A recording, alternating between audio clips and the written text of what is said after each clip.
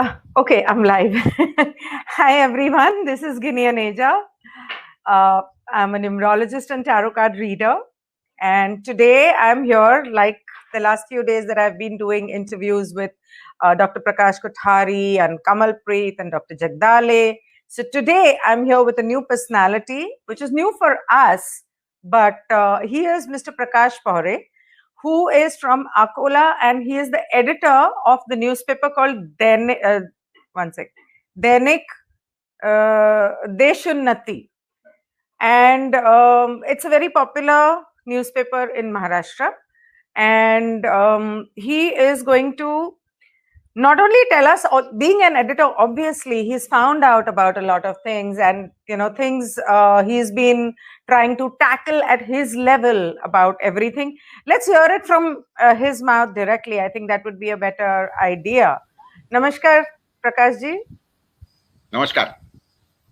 तो आपके ये इतने सारे राष्ट्र प्रकाश, देशोन्नति, ये सारे न्यूज़पेपर चलाते हो आप, पीछे आपके नाम लिखे हुए हैं जी. अच्छा, ओके. अकोला में रहते हो? हाँ, अकोला नागपुर दो जगह, क्योंकि हमारा अच्छा. पब्लिकेशन के दो ठिकान है. अच्छा, ओके. जरा अखबार जो है टोटल 4 जगह से पब्लिश होता है, अकोला, नागपुर, उसके बाद में नांदेड़ और इधर जलगांव. अच्छा, मराठी में सब? हाँ, ये मराठी, देशोन्नति इन मराठी और राष्ट्र प्रकाश दैट इज इन हिंदी. अच्छा. But that covers most of the Hindi belt from Nagpur. That doesn't come to Akola because Akola doesn't have a Hindi belt. Okay. So आप तो इस बिजनेस में या इस काम में बहुत सालों से रहे होंगे. तो being an editor, being with a newspaper, a lot of things, आप बहुत कुछ हकीकत आपको पता चलती होगी चीजों के बारे में. तो ये जिस चीज के बारे में हम आज बात करने जा रहे हैं, मैं कोशिश करूंगी कि मैं उस बारे में लफ्ज ना बोलूं, क्योंकि फिर वो वीडियो डिलीट हो जाता है. सबसे बड़ी प्रॉब्लम वो है. तो खैर इवेंचुअली तो बात करनी पड़ेगी, लेकिन बीमारी सिर्फ कह देंगे या कीड़ा कह देंगे या टीका कह देंगे.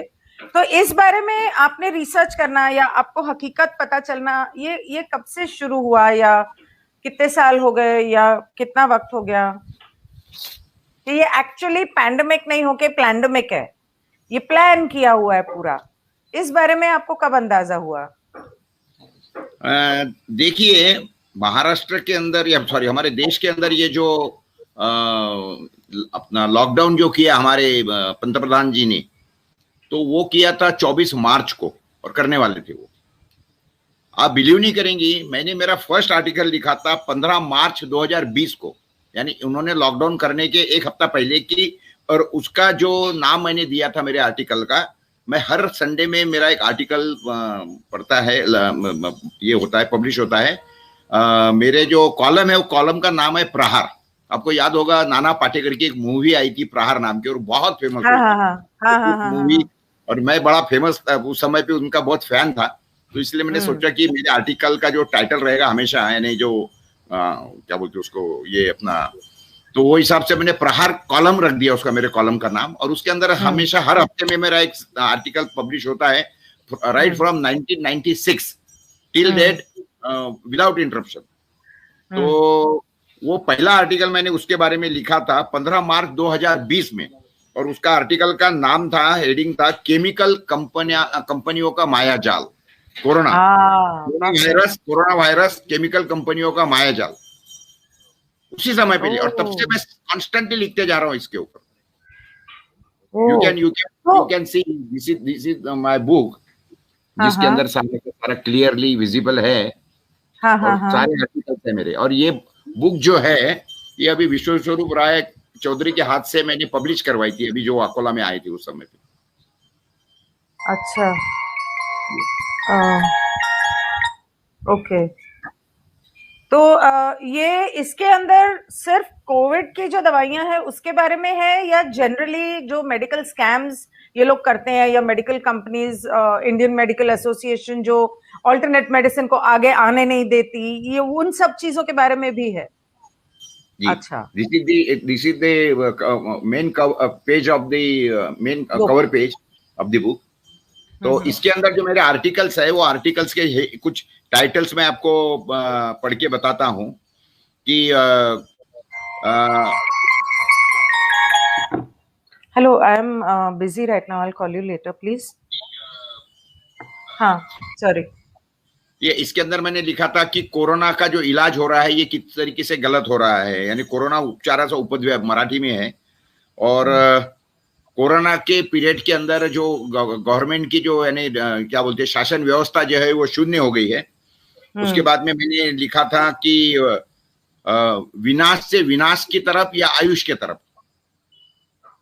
क्योंकि मैंने ये बोला था कि भाई ये इसके अंदर आयुष के अंदर इसके काफी सारे जब सॉल्यूशंस है आयुष में, यानी आयुष का मतलब आयुर्वेद है, यूनानी है, उसके बाद में होम्योपैथी है, सिद्ध है, इसके अंदर सारे सॉल्यूशन होने के बाद में भी गवर्नमेंट उसको क्यों नहीं अपना रही है, मैं तब से बोल रहा था और पॉइंट आउट करवा रहा था। तो गवर्नमेंट ने तो अभी वो उसके बारे में निकाला है, पूरा साल 1.5 साल होने के बाद में काफी हो के बाद में, और वो भी इनकी गाइडलाइन पूरी क्लियर नहीं है ये तरीके से। हालांकि ये बोलते हैं, मैंने पिछले बार हमारे महाराष्ट्र के जो मेडिकल डायरेक्टर है डॉक्टर लाहाने, मैंने उनको पूछा था इसके बारे में, तो वो बोले नहीं गवर्नमेंट ने तो ऐसे आदेश भेजे हैं, मतलब कहाँ पता है लोगों को। बोले नहीं, वो तो जो भी कोरोना का कोविड का हॉस्पिटल है उसके अंदर ये फ्रंट लाइन पे लिखना जरूरी है कि आपको किस पैथी से आपका इलाज करवाना है, आयुर्वेद से करना है या एलोपैथी से या होम्योपैथी से करवाना है, ये लिखना, ये उन्होंने पूछना चाहिए पेशेंट को, और उससे वो कंफर्मेशन लेके उसका लिखना चाहिए कि मुझे ये पैथी से इलाज करवाना करके। लेकिन कहाँ पे भी नहीं पूछा जाता, कहाँ पे भी नहीं पूछा आया एलोपैथी। इनफैक्ट हजारों सालों से आयुर्वेदिक और अलग अलग तरह की दवाइयां चल रही हैं, टिबेटन, चाइनीज, ये तो मतलब सदियों से हो रही हैं, और एलोपैथिक तो बाद में आई है, मतलब सामने 150 साल पुरानी, 150-200 साल। एग्जैक्टली, तो एक्चुअली वो ऑल्टरनेट मेडिसिन है, जबकि उसको ये लोग मेन स्ट्रीम बता के बाकी सबको ऑल्टरनेट कर दिया है, तो ये तो गलत है। इंडियन गवर्नमेंट का जो बजट है आपको भी पता है कि it is 98% is for allopathy. जितने गवर्नमेंट के जो हॉस्पिटल्स खुले हैं, जनरल हॉस्पिटल्स खुले हैं, आप देखिए जिस तरीके से वहां पे पैसा दिया जाता, जिस तरीके से गोलियां बांटी जाती वहां पे, हालांकि उनके पास में भी आयुर्वेद का एक डिपार्टमेंट रहता है, बट दैट इज इसी तरीके से निग्लेक्टेड। और एक बात ध्यान में रखिए, देखिए हमारे देश के अंदर एक क्या बोलते हैं उसको, दारूबंदी विभाग है, दारूबंदी जिसको बोलेंगे शराबबंदी। तो शराबबंदी का जो विभाग है वो किसके अंडर में चलता है देश के अंदर, वो चलता है एक्साइज डिपार्टमेंट के अंदर, यानी जो डिपार्टमेंट ये शराब के पैसे के एक्साइज के ऊपर चलता है, तो वो डिपार्टमेंट वालों की तो यही हमेशा कोशिश रहेंगी कि शराब ज्यादा से ज्यादा बिके और हमको ज्यादा से ज्यादा एक्साइज मिले। तो वो क्यों करेंगे कि भाई शराब बंद हो। तो उसी तरीके से ये जो आयुष मंत्रालय है अभी बनाया मोदी जी ने, लेकिन बनाने के बाद में भी इनको फंड कहाँ दिया है और किस तरीके से वहां पर ये हुआ है। और जिस तरीके से ये हमारे एक तरफ मोदी जी ने बात किया था कि हम योगा करेंगे, यूं करेंगे, त्यों करेंगे, मुझे बहुत आशा थी मोदी जी से कि ये आने के बाद में जब इन्होंने आयुष मंत्रालय खोला तो इसको काफी अच्छी तरह से वो फंड देंगे, ये करेंगे। और मैं तो ये कहता हूं कि Modi ji have lost a big opportunity to establish yoga, to establish Ayurveda और आयुष, यूनानी, होम्योपैथी, हमारे जो देश की इतने एंशिएंट, देखिए यूनानी तो कितनी उनके अंदर अच्छी अच्छी दवाएं हैं। मेरे कई मुस्लिम दोस्त है, वो उनके पास से मैं ये सारी बातें समझते रहता हूँ, लेकिन इसको सबको बाजू में रखवा दिया क्योंकि इनको पूरा का पूरा जो है वो एलोपैथी के ऊपर बजट देना है, एलोपैथी की गोलियां देना है और लोगों को केमिकल बांटना है, और ये बिकना चाहिए। मैं आपको इसके अंदर बोलना चाहूंगा एक बात कि देखिए, एक बात, इतना बड़ा रैकेट है कि इन लोगों का काम क्या है कि केमिकल बिके, एलोपैथी की दवाएं बिके। तो इन लोगों ने क्या किया, देखिए आदमी गोली कब खाएगा, जो बीमार गिरेगा। बीमार कब गिरेगा, जब उसके पेट के अंदर कोई चीज गलत जाएगी। बिल्कुल। तो जाने के लिए इन लोगों ने क्या क्या किया है आपको पता है। हमारे देश के अंदर ये लोगों, आपको सुन के आश्चर्य लगेगा, आज से 15-20 साल पहले जो भी किराने की हमारी दुकान रहती थी, वो दुकान के अंदर फूड एंड ड्रग का इंस्पेक्टर जाता था। उसके बाद में वहां से वो जो ऑयल रहता है वो ऑयल के सैंपल लेता था। उस समय पे जो ऑयल था वो खुला बिकता था, छूटा बिकता था। तो वो उसके सैंपल लेते थे, उसके 3 सैंपल लेके उसके बाद में एक दुकानदार के पास में 2 इंस्पेक्टर लेके जाता था, और उसके बाद में अगर उसके अंदर एडल्ट्रेशन पाया जाता था तो वो दुकान के ऊपर केस होती थी, लाइसेंस कैंसिल करते थे या जुर्माना लगाते थे। बिल्कुल बिल्कुल। तो लेकिन ये सारी बातें अभी 15-20 साल में बंद हो गई। आपको आश्चर्य लगेगा क्यों बंद हो गई मालूम है? इन्होंने एक कायदा ऐसा निकाल दिया कि इन्होंने बोला कि कोई भी ऑयल खाद्य तेल के अंदर, कोई भी खाद्य तेल के अंदर, कोई भी खाद्य तेल, you can mix any oil in any oil at up to 40%, 40%, 40। और वो उसके लिए शब्द क्या वापरा आपको सुनकर आश्चर्य लगेगा, you can blend, you can do blending at 40%, 40% blending. What do you mean by blending? Blending का मतलब है बेसन मिक्सिंग करो। तो इसका मतलब हम लोग जो तेल खाते हैं वो सब नकली है, सब ब्लेंडेड है। 200%, 200%, 100% भी नहीं है। देखिए कैसी बात है, एक बात सुनिए आप कि देखिए आपके घर में समझ लो आप मूंगफली का तेल लाती होंगी, तो मूंगफली का तेल बाजार में अभी करीब 180 से 200 रुपए लीटर हो गया, समझिए ना।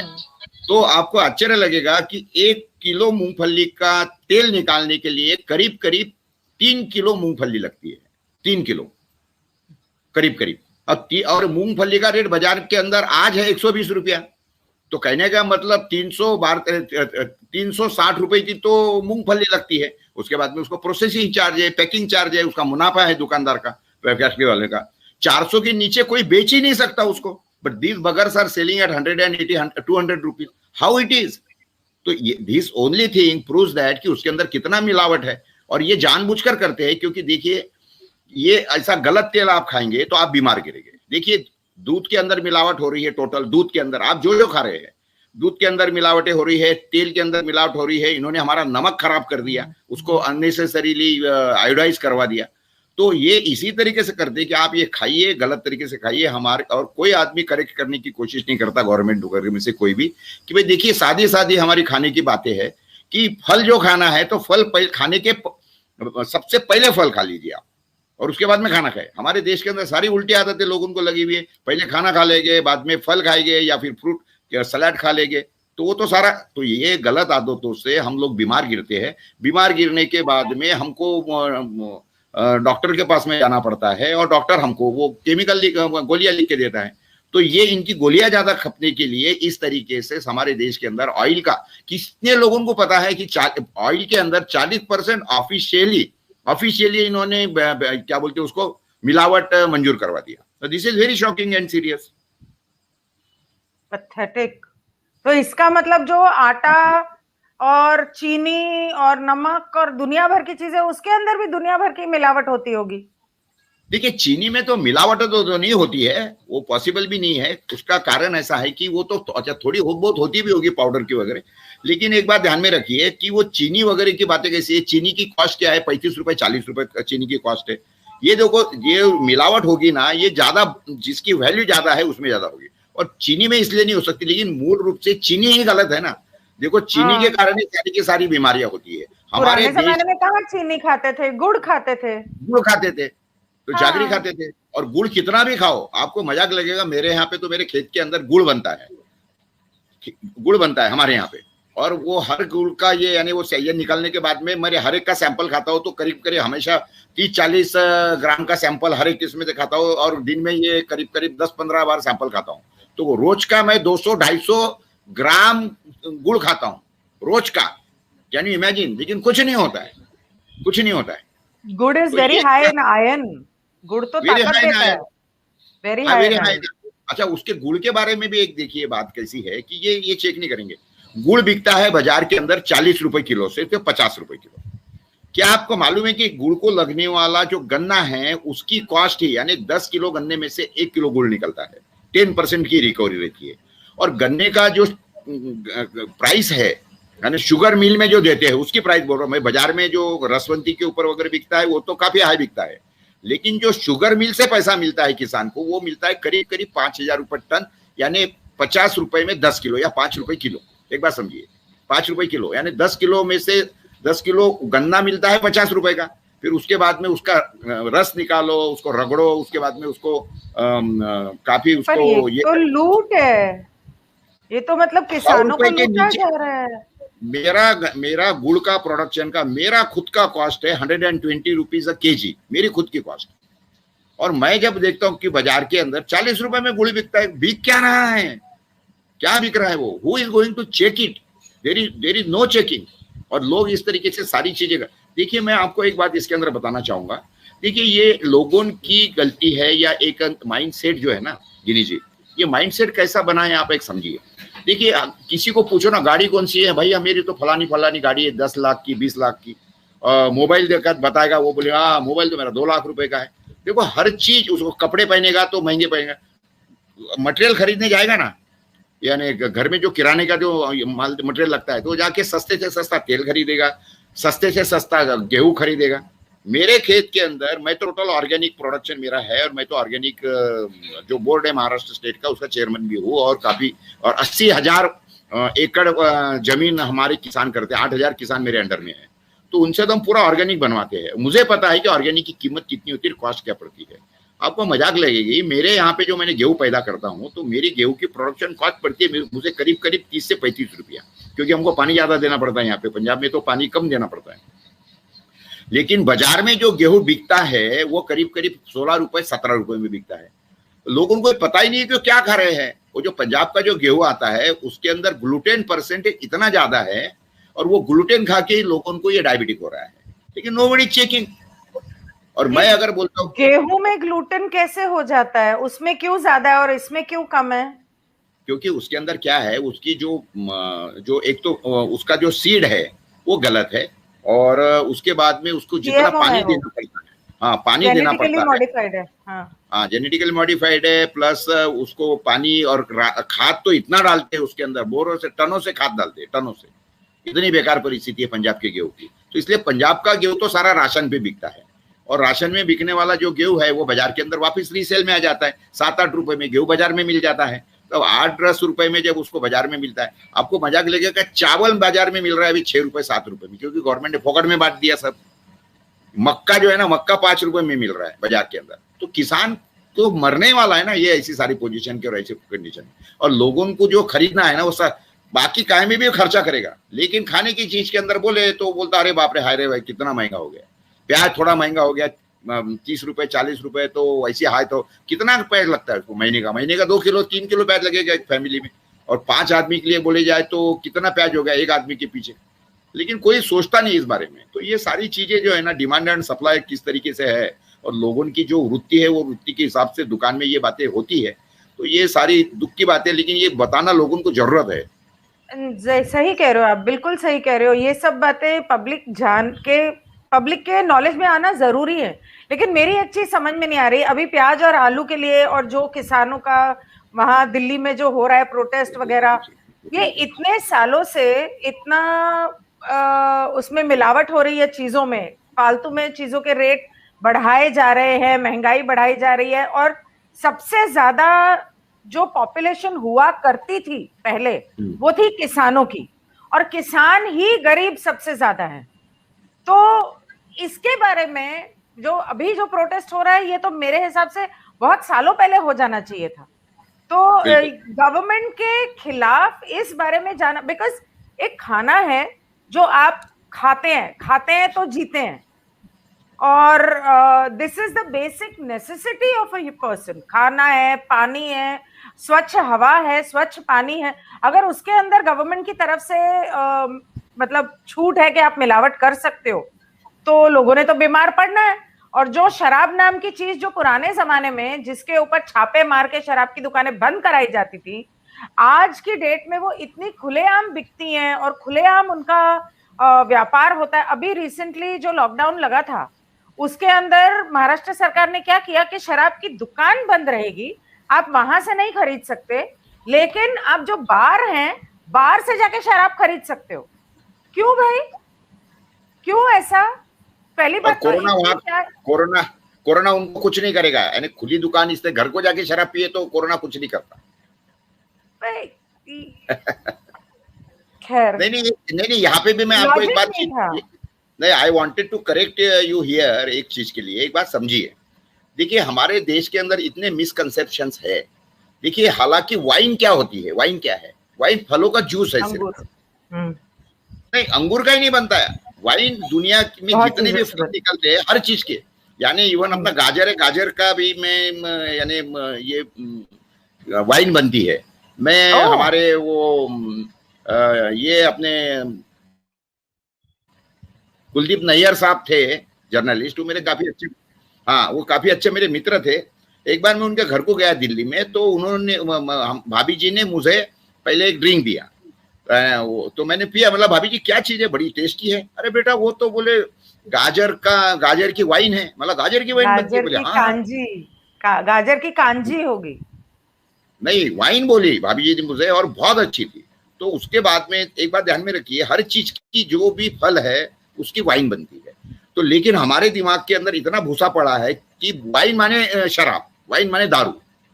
देखिए हालांकि हेलो, जो है बच्चों को ये समझाना चाहिए, दूध जहर है, दूध जहर है, लेकिन दूध के जगह पे और अगर बच्चों को बचपन से अगर वाइन पिला दिया, तो मैं तो समझता हूँ कि बच्चे बीमार गिरने का कुछ काम नहीं। अच्छा, उनको वाइन पिला दिया, वाइन की हर जो भी फल है उसकी वाइन, आपका मतलब है कि आप नेटवर्क प्रॉब्लम आ रही है, इंटरनेट कम है। हाँ, आपका मतलब है कि दूध नहीं पीना चाहिए और वाइन पीने में दिक्कत नहीं है, लेकिन बाकी तो की क्या शराब है कि ये सारे जो मिसकंसेप्शन है ना हमारे इंडिया में, तो इसके कारण किसान के ना फलों को भाव मिल रहा है एक तरफ, और हेलो हेलो, हाँ, आपका नेटवर्क प्रॉब्लम है थोड़ा सा। हेलो हेलो हेलो, हाँ हाँ हाँ, नेटवर्क, देयर इज नेटवर्क का प्रॉब्लम आपकी तरफ है। हाँ शायद हो सकता है, because I am sitting at my farm house और यहाँ पे सिग्नल थोड़ी वीक है। हाँ हाँ, कोई बात नहीं। तो बात कैसी है मालूम है कि ये जो मिसकंसेप्शंस है ना लोगों के दिमाग में, ये भी इतने बेकार है, इतने गलत है भरे हुए, तो इसीलिए सारी चीजें हमारे यहाँ चल रही है। अगर पर एक मिनट, एक चीज मैं थोड़ी सी हैरान हूँ सुन के, कि आमतौर पे कहते हैं कि गाय का दूध जो है वो बहुत पौष्टिक होता है और वो पीना चाहिए, और आप कह रहे हैं कि दूध नहीं पीना चाहिए, वाइन पीनी चाहिए। तो ये मैं थोड़ी सी कंफ्यूज्ड हूँ। नहीं, मैं आपको समझाने की कोशिश करूंगा। देखिए, अगर आपको दूध पीने का बहुत शौक है तो उसी आदमी ने दूध पीना चाहिए जो घर में गाय पालता है, वो देशी गाय पालता है, देशी, राइट, वेरी ट्रू, जिसको हम है ऊपर, समझ गया ना। ये जो आपको भी मालूम है, A2 मिल्क, A1 मिल्क, ये सारा अभी तो आपको पता ही होगा, लोगों को भी पता चला। लेकिन कैसा है मालूम है क्या, कि अगर आपको दूध पीना है तो फिर घर में गाय पालिए, उसका दूध लीजिए। देखिए, दूध का मेटाबॉलिज्म जो है हर दिन चेंज होता है। देखिए, आप अगर बाहर से दूध ले रही है तो आपको क्या पता है कि ये भैंस का दूध है, गाय का है, चलो ठीक है, वो भी एक आधे बार आइडेंटिफाई हो जाएगा उसके थिकनेस से। लेकिन वो गाय ने कब बछड़ा दिया, 1 महीने भर पहले बछड़ा दिया, दूसरे दिन आपके घर को दूध आया जिसने 4 महीने बाद में बछड़ा दिया है, देखिए हो गया है, उसके बाद में 9 में, तो हर इतना मेटाबॉलिज्म चेंज होता है दूध में, तो क्यों पिए। देखो, दूध बनाया है भगवान ने उसके बच्चों के लिए, यानी अगर वो ह्यूमन बीइंग का बच्चा है, उसके माँ का दूध उसके बच्चे के लिए बना है ना, गाय का दूध उसके हर चीज का। लेकिन ये हमारा ही देश ऐसा है कि ये इस तरीके से ये सारी बातें होती रहती है। राइट, हाँ, तो ये उसके बारे में जो मिसकंसेप्शन। अच्छा, उसके बाद में डेयरी का जो दूध है वो तो इतना डेंजरस है। आपको पता है कि भैंस का जो दूध निकाला जाता है, भैंस का दूध निकालने की हमारे देश के लोगों के आदमियों में अभी कोई ताकत रही नहीं है। वो लोग क्या करते हैं मालूम है क्या, कि उसको एक ऑक्सीटोसिन का इंजेक्शन दे देते हैं, क्योंकि बहुत जहरीला है। वो इंजेक्शन देने के बाद में वो भैंस का दूध निकालते हैं, और वही इंजेक्शन का पूरा अंश जो है उसका वो दूध में आ जाता है। ऑक्सीटोसिन, आप पता लगाइए ऑक्सीटोसिन क्या होता है, कितना गलत है। तो वो ऑक्सीटोसिन का दूध घर में आता है लोगों के। तो ये जिसके बारे में, अच्छा, उसके बाद में ये सारा मिक्स होता है। कोई 15 दिन पहले क्या बोलते वो डिलीवरी दी हुई गाय बोलो या भैंस बोलो, कोई 2 महीने, 4 महीने, 6 महीने ऐसा दूध मिक्स करेंगे, आपको पिलाएंगे। तो मेरा ये कहना है कि जिसके बारे में आपको गारंटी नहीं है, दूध पीना ही है ना, तो फिर और उसका दूध I will support that man. लेकिन जरूरत नहीं है। सबसे मेन बात क्या है, हमारे दिमाग में मिसकंसेप्शन घुसे है कि गाय दूध पिए तो विटामिन सी आता है, जो हड्डियां है वो मजबूत हो जाती है। बिल्कुल गलत, सरासर गलत बात है। हमारे शरीर के अंदर हम सिर्फ माँ का दूध ही सिर्फ पचा सकते हैं। और एक बात समझिए, इसके अंदर का सबसे बड़ा ये है कि दूध के अंदर अगर नमक का थोड़ा सा भी एक टेला गिर गया तो दूध तो फटना है ना। तो अगर आप दूध पीते हो तो कोई अलग स्टमक में तो जाता नहीं आपके, वो वही जा रहा है जिसके अंदर आपने खाना खाया, जिसके अंदर नमक मिलाया हुआ है। तो बाहर फटे हुआ दूध तो आप पीते नहीं है ना, तो लेकिन वो दूध पिएंगे पेट में जाके फट जाएगा तो होने वाला क्या है, आपकी किडनी जाके फेलियर हो जाएगी सारी की सारी। तो ये जो सारा ये सारी चीजें समझना जरूरी है, बाकी कुछ नहीं है।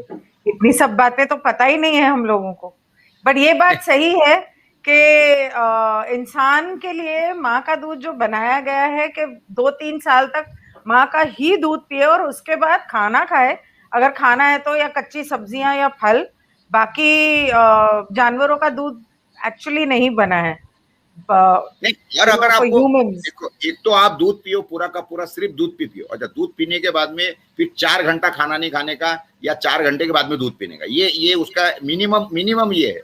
लेकिन हम लोग तो ऐसी कुछ चीजें पालते नहीं है, क्योंकि दूध भी वही जा रहा है जहाँ पे हमारा नमक वाला अनाज गया है। होना क्या है, you have to think in this वे।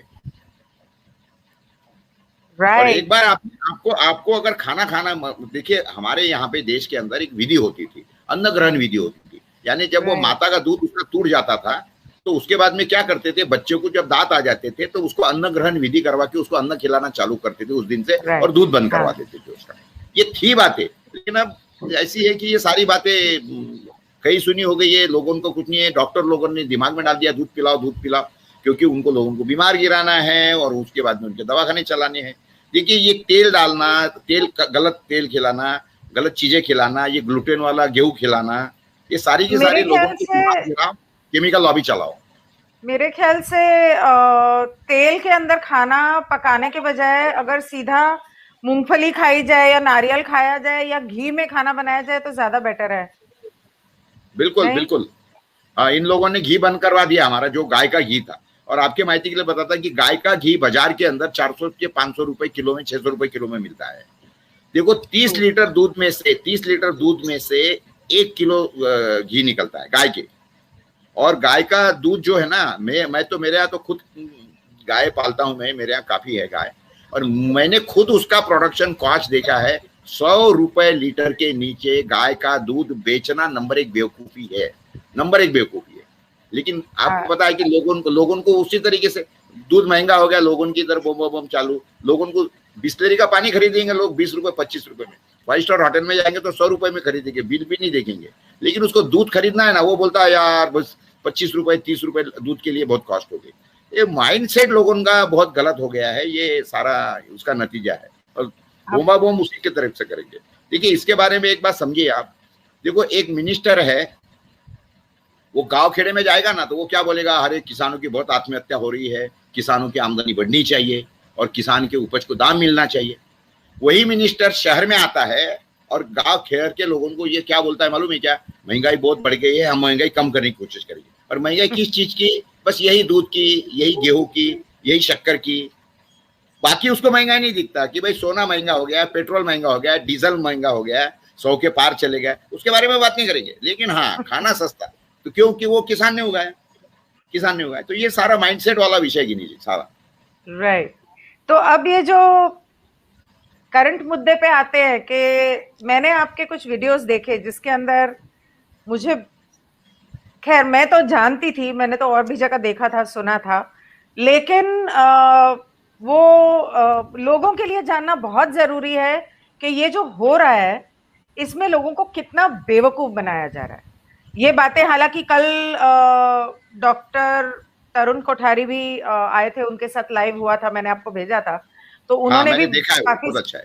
आपकी काफी सारी उन्होंने ये बातें बताई, लेकिन आपने तो सामने ली हुई वीडियोस भेजी हैं जो आपने खुद देखा है, और वीडियो बना के जो मुझे छोटे छोटे क्लिप्स भेजे थे, उस बारे में मैं चाहूंगी कि आप जरा पब्लिक के साथ शेयर करें कि हकीकत क्या है और हमें उस बारे में क्या करना चाहिए। देखिए गिनी जी, मैं आपको पहले दिन से बताता हूँ कि मैं पहले दिन से, जैसा इन्होंने ये नौटंकी चालू किया, ये लॉकडाउन की वगैरह, और उसके बारे में तो मैं मेरे अखबार के थ्रू तो बहुत जन जागृति करने की कोशिश किया है। और मैं तो कभी मानता नहीं हूँ कि ये कोरोना है या कुछ है करके। तो मैं तो आपके माहिती के लिए बताना चाहूंगा कि जब से कोरोना लगा, जब से मास्क लगाओ वगैरह बातें किया, तो आज तक के मैंने कभी मास्क खरीदा नहीं, आज तक के मैंने मास्क लगाया नहीं, पिछले 16, 17, 18 महीने में कभी नहीं लगाया मैंने। उसके बाद में आपके माहिती के लिए बताता, लोगों के दिल में से डर निकलना चाहिए करके मैं कोरोना के जो हॉस्पिटल्स है वो हॉस्पिटल्स में जाता हूँ, वो जो कोरोना के पेशेंट वहाँ एडमिट रहते हैं, हर कोरोना पेशेंट को मैं मिलता हूँ, गले से मिलाता हूँ उसको, उसको बोलता हूँ डर मत, डर मत, हिम्मत मत हार। तो लोग मुझे देखते हैं, तो उसके बाद में कभी कोई रिपोर्ट कर देता है पुलिस थाने में कि एक आदमी बगैर मास्क का कोरोना वार्ड में घुस गया, इसके अंदर ये हो गया, तो पुलिस वाले आ जाते, ओ साहब आप बाहर निकलो, साहब बाहर निकलो। मतलब भाई मुझे क्यों आप बाहर निकल रहे हो, मुझे मेरे रिश्तेदार है उनको मिलना है, और आपको नहीं बोले आपने मास्क नहीं लगाया, मतलब मुझे मेरे जान की परवाह है, मुझे पता है क्या है, आप मुझे मत सिखाओ। और मास्क लगाने के बाद में मेरा दम घुटता है करके मैं नहीं लगाऊंगा, नहीं बोले सर आपके ऊपर गुना दाखिल कर, मतलब वो आप जरूर कर सकते हो, तो मेरे ऊपर तो कई गुने दाखिल हो गए इस तरीके से कि आप मास्क नहीं लगाते करके। तो ये क्या है मालूम है क्या है कि ये सारी नौटंकी चल रही है इनकी, और ये तो अभी कोई बातें छुपी नहीं रही है। आश्चर्य बात का मुझे इस लग रहा है कि जब अब ये सारी चीजों से पर्दा उठ गया है कि किस तरीके से ये पैंडेमिक, ये पैंडेमिक नहीं है, ये प्लैंडेमिक है, और किस तरीके से ये बिल गेट्स साहब ने ये सारा सोचा। एक ही इसको विषय में बताना चाहूंगा कि आपको मालूम है ना कि इसके अंदर जगदाळे ने बताया था, उसके बाद में मैंने भी देखा, ये टेस्टिंग किट 2017 में कैसी भी सारी कंट्रीज ने खरीदी भाई, कैसी पूरे वर्ल्ड में डिस्ट्रीब्यूट हुई। आपको पता था, कोरोना ने आपको मीटिंग करवा के बोला था कि भाई फलाने फलाने में तारीख को आऊंगा, तो ये आप तैयारी में रहो करके।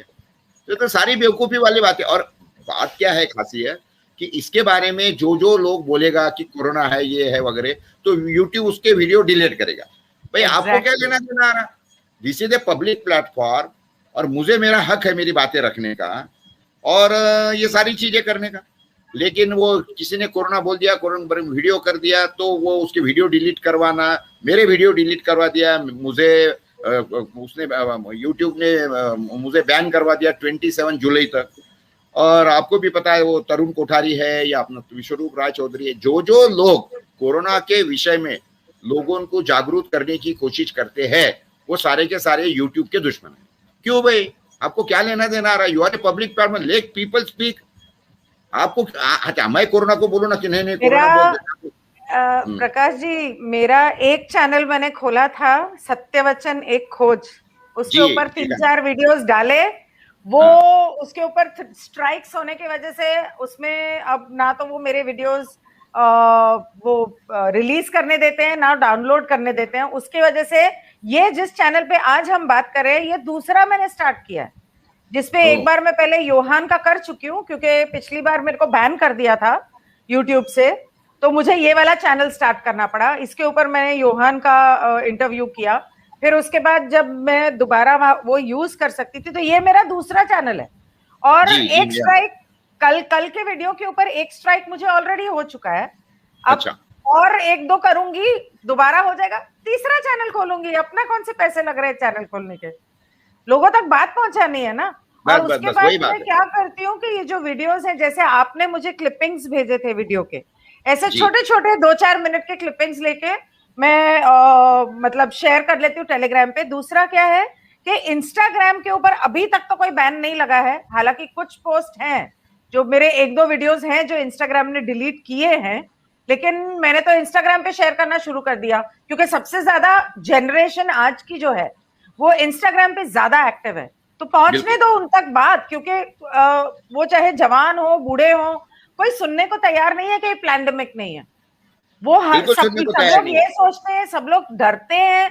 और मतलब मैं अपनी सोसाइटी में कितनी बार वीडियोस अपने शेयर कर चुकी हूँ, पोस्ट शेयर कर चुकी हूँ कि ये पैंडेमिक है, वैक्सीन मत लो, वैक्सीन लेने वाले मतलब, पर नहीं सुनते लोग। फिर भी उनके अगले 2 घंटे बाद उनका पोस्ट आ जाता है, फलानी जगह पे वैक्सीन का टाइमिंग ये है, फ्री में लग रहे हैं, जाओ। मतलब कैसे समझाए इंसान लोगों को, दिक्कत बेकार है समझना। मैं आपको अभी एक वीडियो भेजूंगा, वो एक वीडियो शेयर कर सकते हैं क्या ना, शेयर वन वीडियो मैंने आपको शायद भेजा भी था कल, मेरा वो वीडियो आप मुझे भेज देना, मैं अपने टेलीग्राम चैनल पे शेयर कर लूंगी, क्योंकि अगर उसमें कुछ ऐसा हुआ ना तो ये हमारा वीडियो जो है ये डिलीट हो जाएगा, बैन हो जाएगा। हाँ, तो खैर हम कोविड से शुरू करते हैं कि आप इस बारे में कब से जुड़े, कैसे जुड़े और क्यों जुड़े, उसके बारे में आप खुलासा कीजिए, आप बात बताइए, क्योंकि हर इंसान का एक्सपीरियंस अलग होता है। बिल्कुल बिल्कुल सही बात है। नहीं देखिए, एक तो अखबार चलाता हूं मैं और काफी तेज लिखता हूं, मेरे आर्टिकल जो रहते हैं वो लोग ज्यादा शेयर करते हैं, बहुत ज्यादा उसके फॉलोअर्स है, फैंस है, बड़े बड़े क्लब बनाए लोगों ने इसी तरीके से।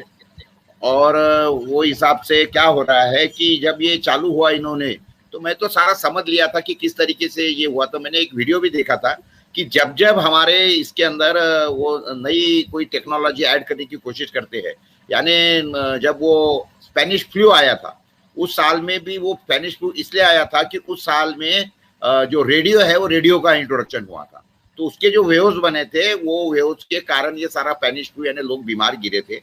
तो उसके बाद में तो ये हमेशा फिर रेडार सिस्टम आई, उसके बाद में ये 1G 2G वगैरह 5G। तो ये 5G तो पर्टिकुलरली उस दिन जगदाळे साहब ने बोला, ऐसी आई am not a technical man nor he, but he is a very good, मुझे उनका अच्छा एक लगा कि वो स्टडी करते हैं उसका और ही स्पीक विथ प्रूफ्स।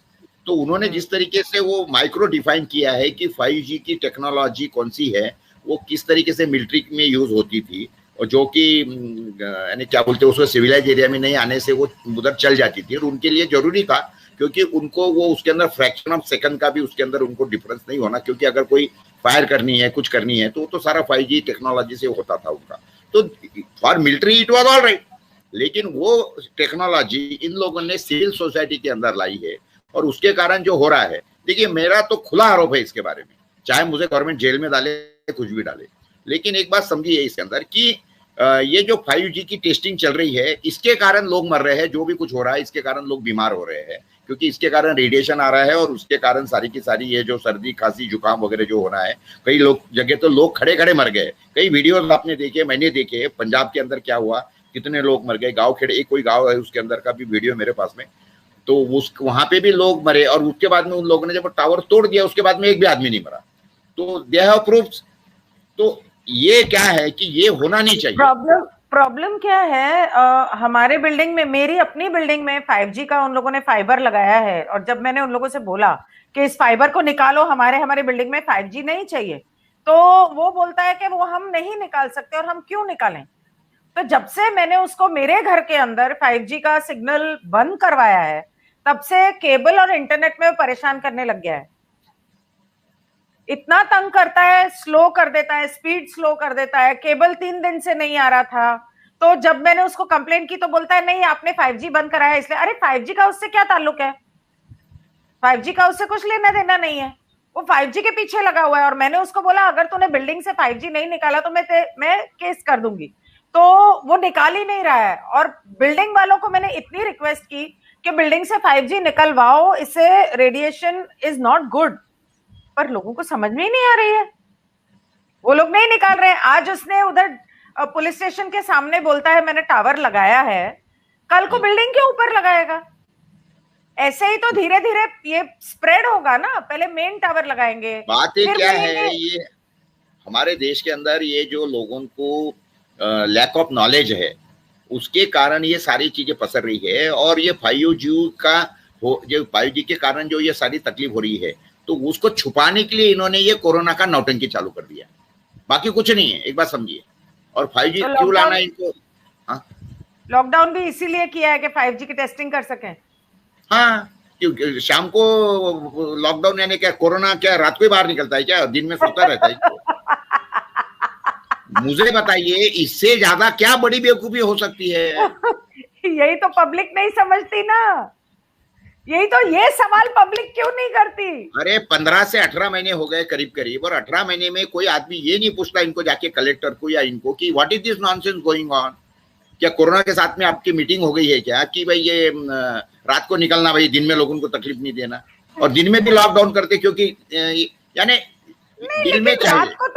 रात को तो सब लोग अपने अपने घर में सोते हैं, रात का तो टाइम होता है उनका घर जाने का, तो रात को लॉकडाउन करने का समझ में नहीं आता मुझे। तो इसीलिए वो कोरोना की टेस्टिंग जो होती है ना, ये सीधी बात है, कोरोना की अपने 5G की टेस्टिंग होती है। एक बात ध्यान में रखिए, अभी फिलहाल में क्या हो गया है गिनी जी, एक बात समझिए। मैंने अभी आर्टिकल लिखा था कि कोरोना चाहिए किसको किसको, तो मैंने उसके अंदर लिखा था कि कोरोना किसको चाहिए, कोरोना चाहिए स्कूल टीचर्स, प्रोफेसर्स, क्योंकि इनके स्कूल बंद है, कॉलेज बंद है, कोर्ट वाले, और ये कॉलेज, ये सारे कोर्ट बंद है, सारी बंद है, लेकिन पगार पूरी चालू है। वो तो बोलते कि यार ये बहुत अच्छी बात है, पूरा जिंदगी भर लगा रहे 10-15 साल। तो ये एक क्लास हो गया, गवर्नमेंट ऑफिसर्स वगैरह इनका एक क्लास हो गया।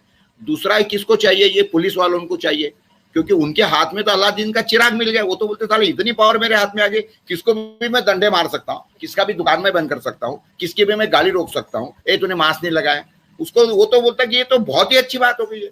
उसके बाद में महसूल डिपार्टमेंट यानी तहसीलदार, मामलेदार सादा, वो हमारे गांव का ग्राम सेवक, वो जाके लोगों को बोलता है कि तुमने मास्क क्यों नहीं लगाया।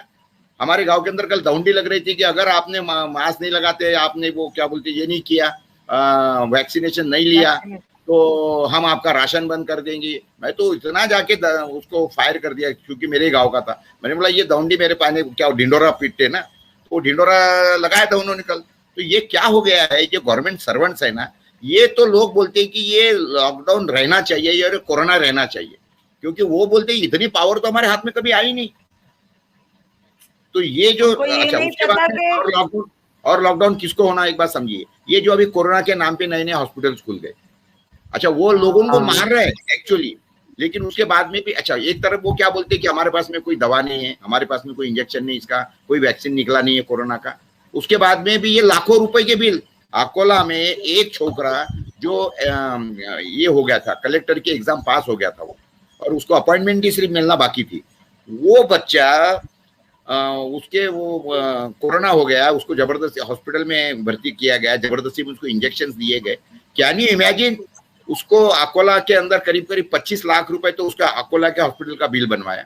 उसके बाद में उसको 25 लाख अकोले के हॉस्पिटल में खर्चा, उसको रेमडेसिविर क्या क्या दिया।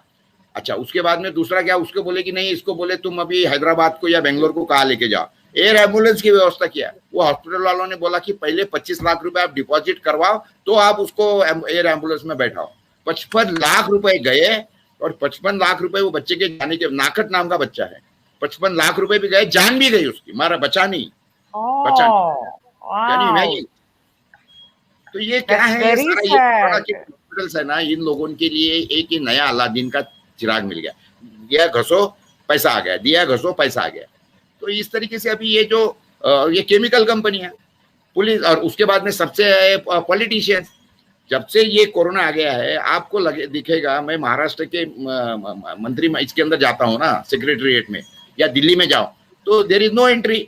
गवर्नमेंट हॉस्पिटल, गवर्नमेंट ऑफिसर्स जो है उनको भी वहां पे भी कोई एंट्री नहीं है, बैंकों वालों में एंट्री नहीं है, सब लोग मजा कर रहे हैं, लोगों के कॉमन आदमी को तकलीफ हो रही है।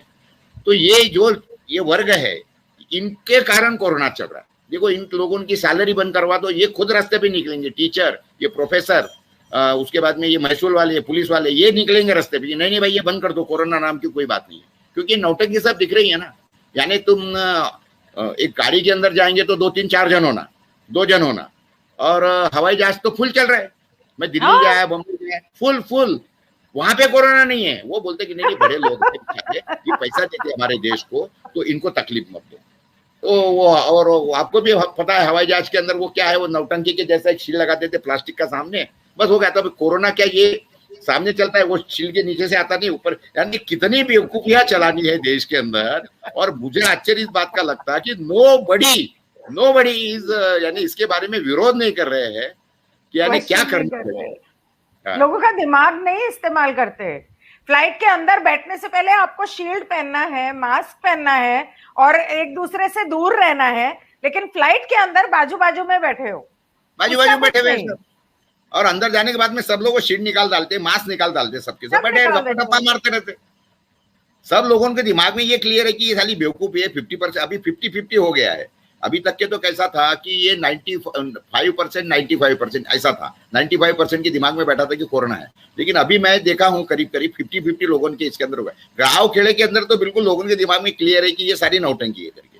लेकिन करेंगे क्या, क्योंकि पुलिस के डंडे कोई खा नहीं सकता। उनकी बाद में उनको कॉर्नर किया जाता है कि तुमने ये नहीं किया तो तुमको ये नहीं मिलेगा, तुमको अगर बैंक में आना है तो वो कोरोना पॉजिटिव क्या बोलते उसको टेस्टिंग का सर्टिफिकेट लेके आओ। तो ये सारी जो नौटंकी चल रही है, देश का कबाड़ा बच गया, इतना सिर्फ मैं बोल सकता हूँ इसके अंदर सारा का सारा। किसान मर गया। मैं आपको खुद मजाक लगेगी, मेरे यहाँ का मैंने तरबूज और खरबूज लगाया था, मेरे करीब करीब 4 लाख के खरबूज और तरबूज सड़ गए जगह पे, क्योंकि बाजार में लेके नहीं जा सकते थे। मैंने एक दिन गुस्से में वो तरबूज का मेरे ट्रैक्टर भरवाए 2 ट्रॉली, और जाके पूरे रास्ते पे कलेक्टर ऑफिस के पूरे रास्ते पे जाके डाल दिए कि मतलब ये तुम्हारे तरबूज है, उसके कारण बेच नहीं सकते, ये तरबूज खाओ आप। पूरे रास्ते पे मैंने तरबूज डाल दिए थे, उसकी न्यूज उसको बन क्यों गई। डाल दिया? उससे अच्छा गांव में बांट देते।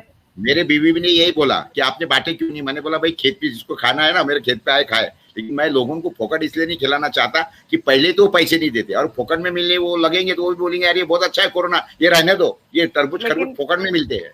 कलेक्टर को तो देना ही नहीं चाहिए था, उससे नहीं अच्छा नहीं, तो। कलेक्टर के रास्ते पे डाले मैंने, रास्ते पे डाले पूरे फोड़ दिए, और वो भी फोड़ फोड़ के गुस्से में पूरे के पूरे, हमारे बच्चे और हम हाँ, भाई अच्छा गए थे अच्छा। तो पूरा रास्ता लाल कर दिया था मैंने। दैट्स वेरी वो sad. That is nothing but the way of protest. हाँ, आई वे अंडरस्टैंड। मुझे भी पता है कि ये सारी चीजें गलत है, लेकिन अभी मुझे नहीं, बताइए करे क्या। आपका आपका इतना नुकसान हुआ उसकी सैड बोल रही हूँ कि दैट्स वेरी सैड के कितने सारे किसानों का कितना नुकसान हो रहा है। बोलिए आप। अच्छा, किसानों को मैंने बोला कि आप आइए रास्ते पे, लेकिन क्या है कि आपको मैं बता, मेरा एक वीडियो तो इतना वायरल हुआ था, एक जगह पे इसी तरीके से पुलिस किसान को वो रास्ते पे बैठे थे और उसको वहां से हकाल रहे थे, तुम उठाओ उठो यहाँ से, भागो यहाँ से। मैं फॉर्चुनेटली वहां से जा रहा था और उसके बाद में मैंने देखा तो मैंने इतना डांटा उन पुलिस लोगों को, मतलब आज के 2 मिनट के अंदर भागो यहाँ से। मैंने सबको भगा दिया, किसानों को, अब वो पुलिस वालों को, कमेटी वाले आए थे वहां पे, लेकिन दुकानें खोल दी ये मैंने। अकोले में प्रॉब्लम, मैंने दुकानों की लाइन खोल दिया, मतलब खोलो, पुलिस खड़े रहते थे, मैं दुकान 100 200 दुकान लाइन पे खोल दिया, और nothing doing, we are not going to close our shop, खोलो, प्रकाश मैं जी, खड़ा हूँ। ये वहां अकोला में आप कर सके, यहाँ शहर में तो ये हो नहीं सकता ना। नहीं नहीं, जब मैं तक भी कि वो दुकान पुलिस, के वो लाइन से मैं निकल जाता था तो उसके बाद में पुलिस की गाड़ी आती थी तो दुकान वाले दुकान बंद करके भाग जाते थे वहां से, उनमें हिम्मत नहीं है। मैं तो उनको ये बोलता था कि भाई तू दुकान जो खोल रहा है तो इतना छोटा सा ये एक पट खोलेगा पाएगा। मैंने बोला यार तू दुकान का मालिक कौन है? बोले मैं हूँ। बोला नहीं नहीं, तू दुकान का मालिक नहीं है, तू तो चोर है। मतलब तू चोर के जैसा दुकान खोल रहा, चोर के जैसा बैठ रहा।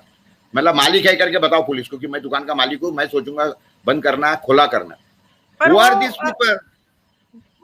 पुलिस उनको बोलती है जब तक तुम वैक्सीनेशन नहीं लगाते तब तक तुम दुकान नहीं खोल सकते, लेकिन और एक तरफ उनके बताते हैं कि वैक्सीनेशन मैंडेटरी लगाने वैक्सीन से। इज नॉट, और दूसरे तरफ बोलेंगे कि वैक्सीन इज नॉट मैंडेटरी। हाँ, मैंडेटरी तो नहीं है। और दुकान वाले को बोलेंगे कि तुम वैक्सीन लगाओ नहीं तो दुकान पे बैठने का नहीं है।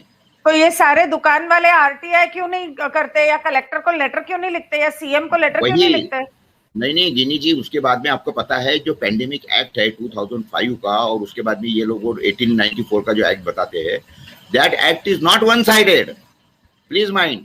वो एक्ट के अंदर एक क्लियर कट लिखा है कि अगर इसके कारण जिन लोगों का भी नुकसान होता है तो there they should be compensated. आपके माहिती के लिए बताता है, I have already lodge my claim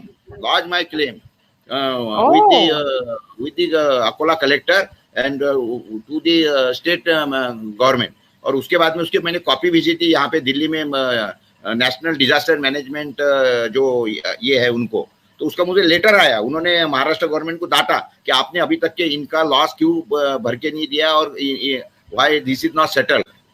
लेकिन लोगों को पता नहीं है, मैं तो लोगों को ये बताने की लोगों को कोशिश नहीं करता हूँ। पता। नहीं नहीं, आप पहले समझने की कोशिश करो। देखिए आपके घर में समझ लो चोरी हुई और अखबार के अंदर न्यूज आई कि फलाने फलाने इनके आदमी के घर को चोरी हुई, या एक आधी लड़की है उसके ऊपर समझ लो कोई आदमी ने उसका हाथ वाथ पकड़ लिया और उसके साथ में कोई बदसलूकी किया, तो पेपर के अंदर न्यूज आ गई। तो क्या पुलिस ये न्यूज पढ़ के मेरे घर को चोरी हो गई तो मेरे घर को आएंगी या वो लड़की के घर को जाएंगी? क्या see we have to lodge a complaint, तब जाके पुलिस आएंगे ना। तो गवर्नमेंट आपको नुकसान कब भर के देंगे? When you lodge a complaint, claim your, आपका क्लेम दाखिल करो ना भाई कि मेरा लास्ट ईयर इतना इनकम था, ये साल मेरा आपने 2020 में मेरा जो दुकान बंद करवाया उसके कारण मेरा इतना इतना लॉस हुआ। मैंने तो सीधा सीधा डाल दिया, मेरे 2019 की बैलेंस शीट मैंने जोड़ दिया कि मेरा 2019 में इतना इनकम था, 2020 में मेरा इतना इनकम हुआ। तो दिस इज माई, वो भी सीए के सर्टिफिकेशन के साथ में डाल दिया। दे हैव टू एग्री, इधर you sue me in the court, आप मुझे मेरे ऊपर दावा दाखिल करो कि मैंने झूठा एफिडेविट दिया, या मेरे पैसे दे दो, सीधा बात है। और मैंने उसके अंदर जो क्लेम दाखिल किया है उसके अंदर मैंने लिखा है, ये मैं आपके माध्यम से, आपके चैनल के माध्यम से बाकी के लोगों को भी मैसेज देना चाहूंगा कि you are doing a stupidity. जिस दिन ये देश के लाखों व्यापारी, लाखों किसान, लाखों मजदूर जाके क्लेम दाखिल करेंगे ना कलेक्टर ऑफिस के पास में और उनके अथॉरिटी के पास, लॉकडाउन बंद हो जाएगा। सारा लॉकडाउन हटा, इनकी औकात नहीं है लोगों के इतने पैसे देने की, ये क्या करना है बस। वही कह रही हूँ कि दुनिया को पता ही नहीं है, किसी को पता ही नहीं है कि आप ऐसा कर सकते हो।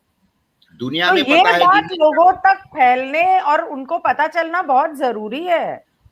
मैं आपको वो मैंने जो मेरा क्लेम दाखिल किया है वो मेरे पूरा का पूरा ड्राफ्टिंग में आपको भेज दूंगा कल। वो आप हाँ, किस आप तरीके से मुझे भेज उसको, दीजिए, पीडीएफ भेज हाँ देना मुझे, मैं अपने चैनल पे शेयर कर लूंगी।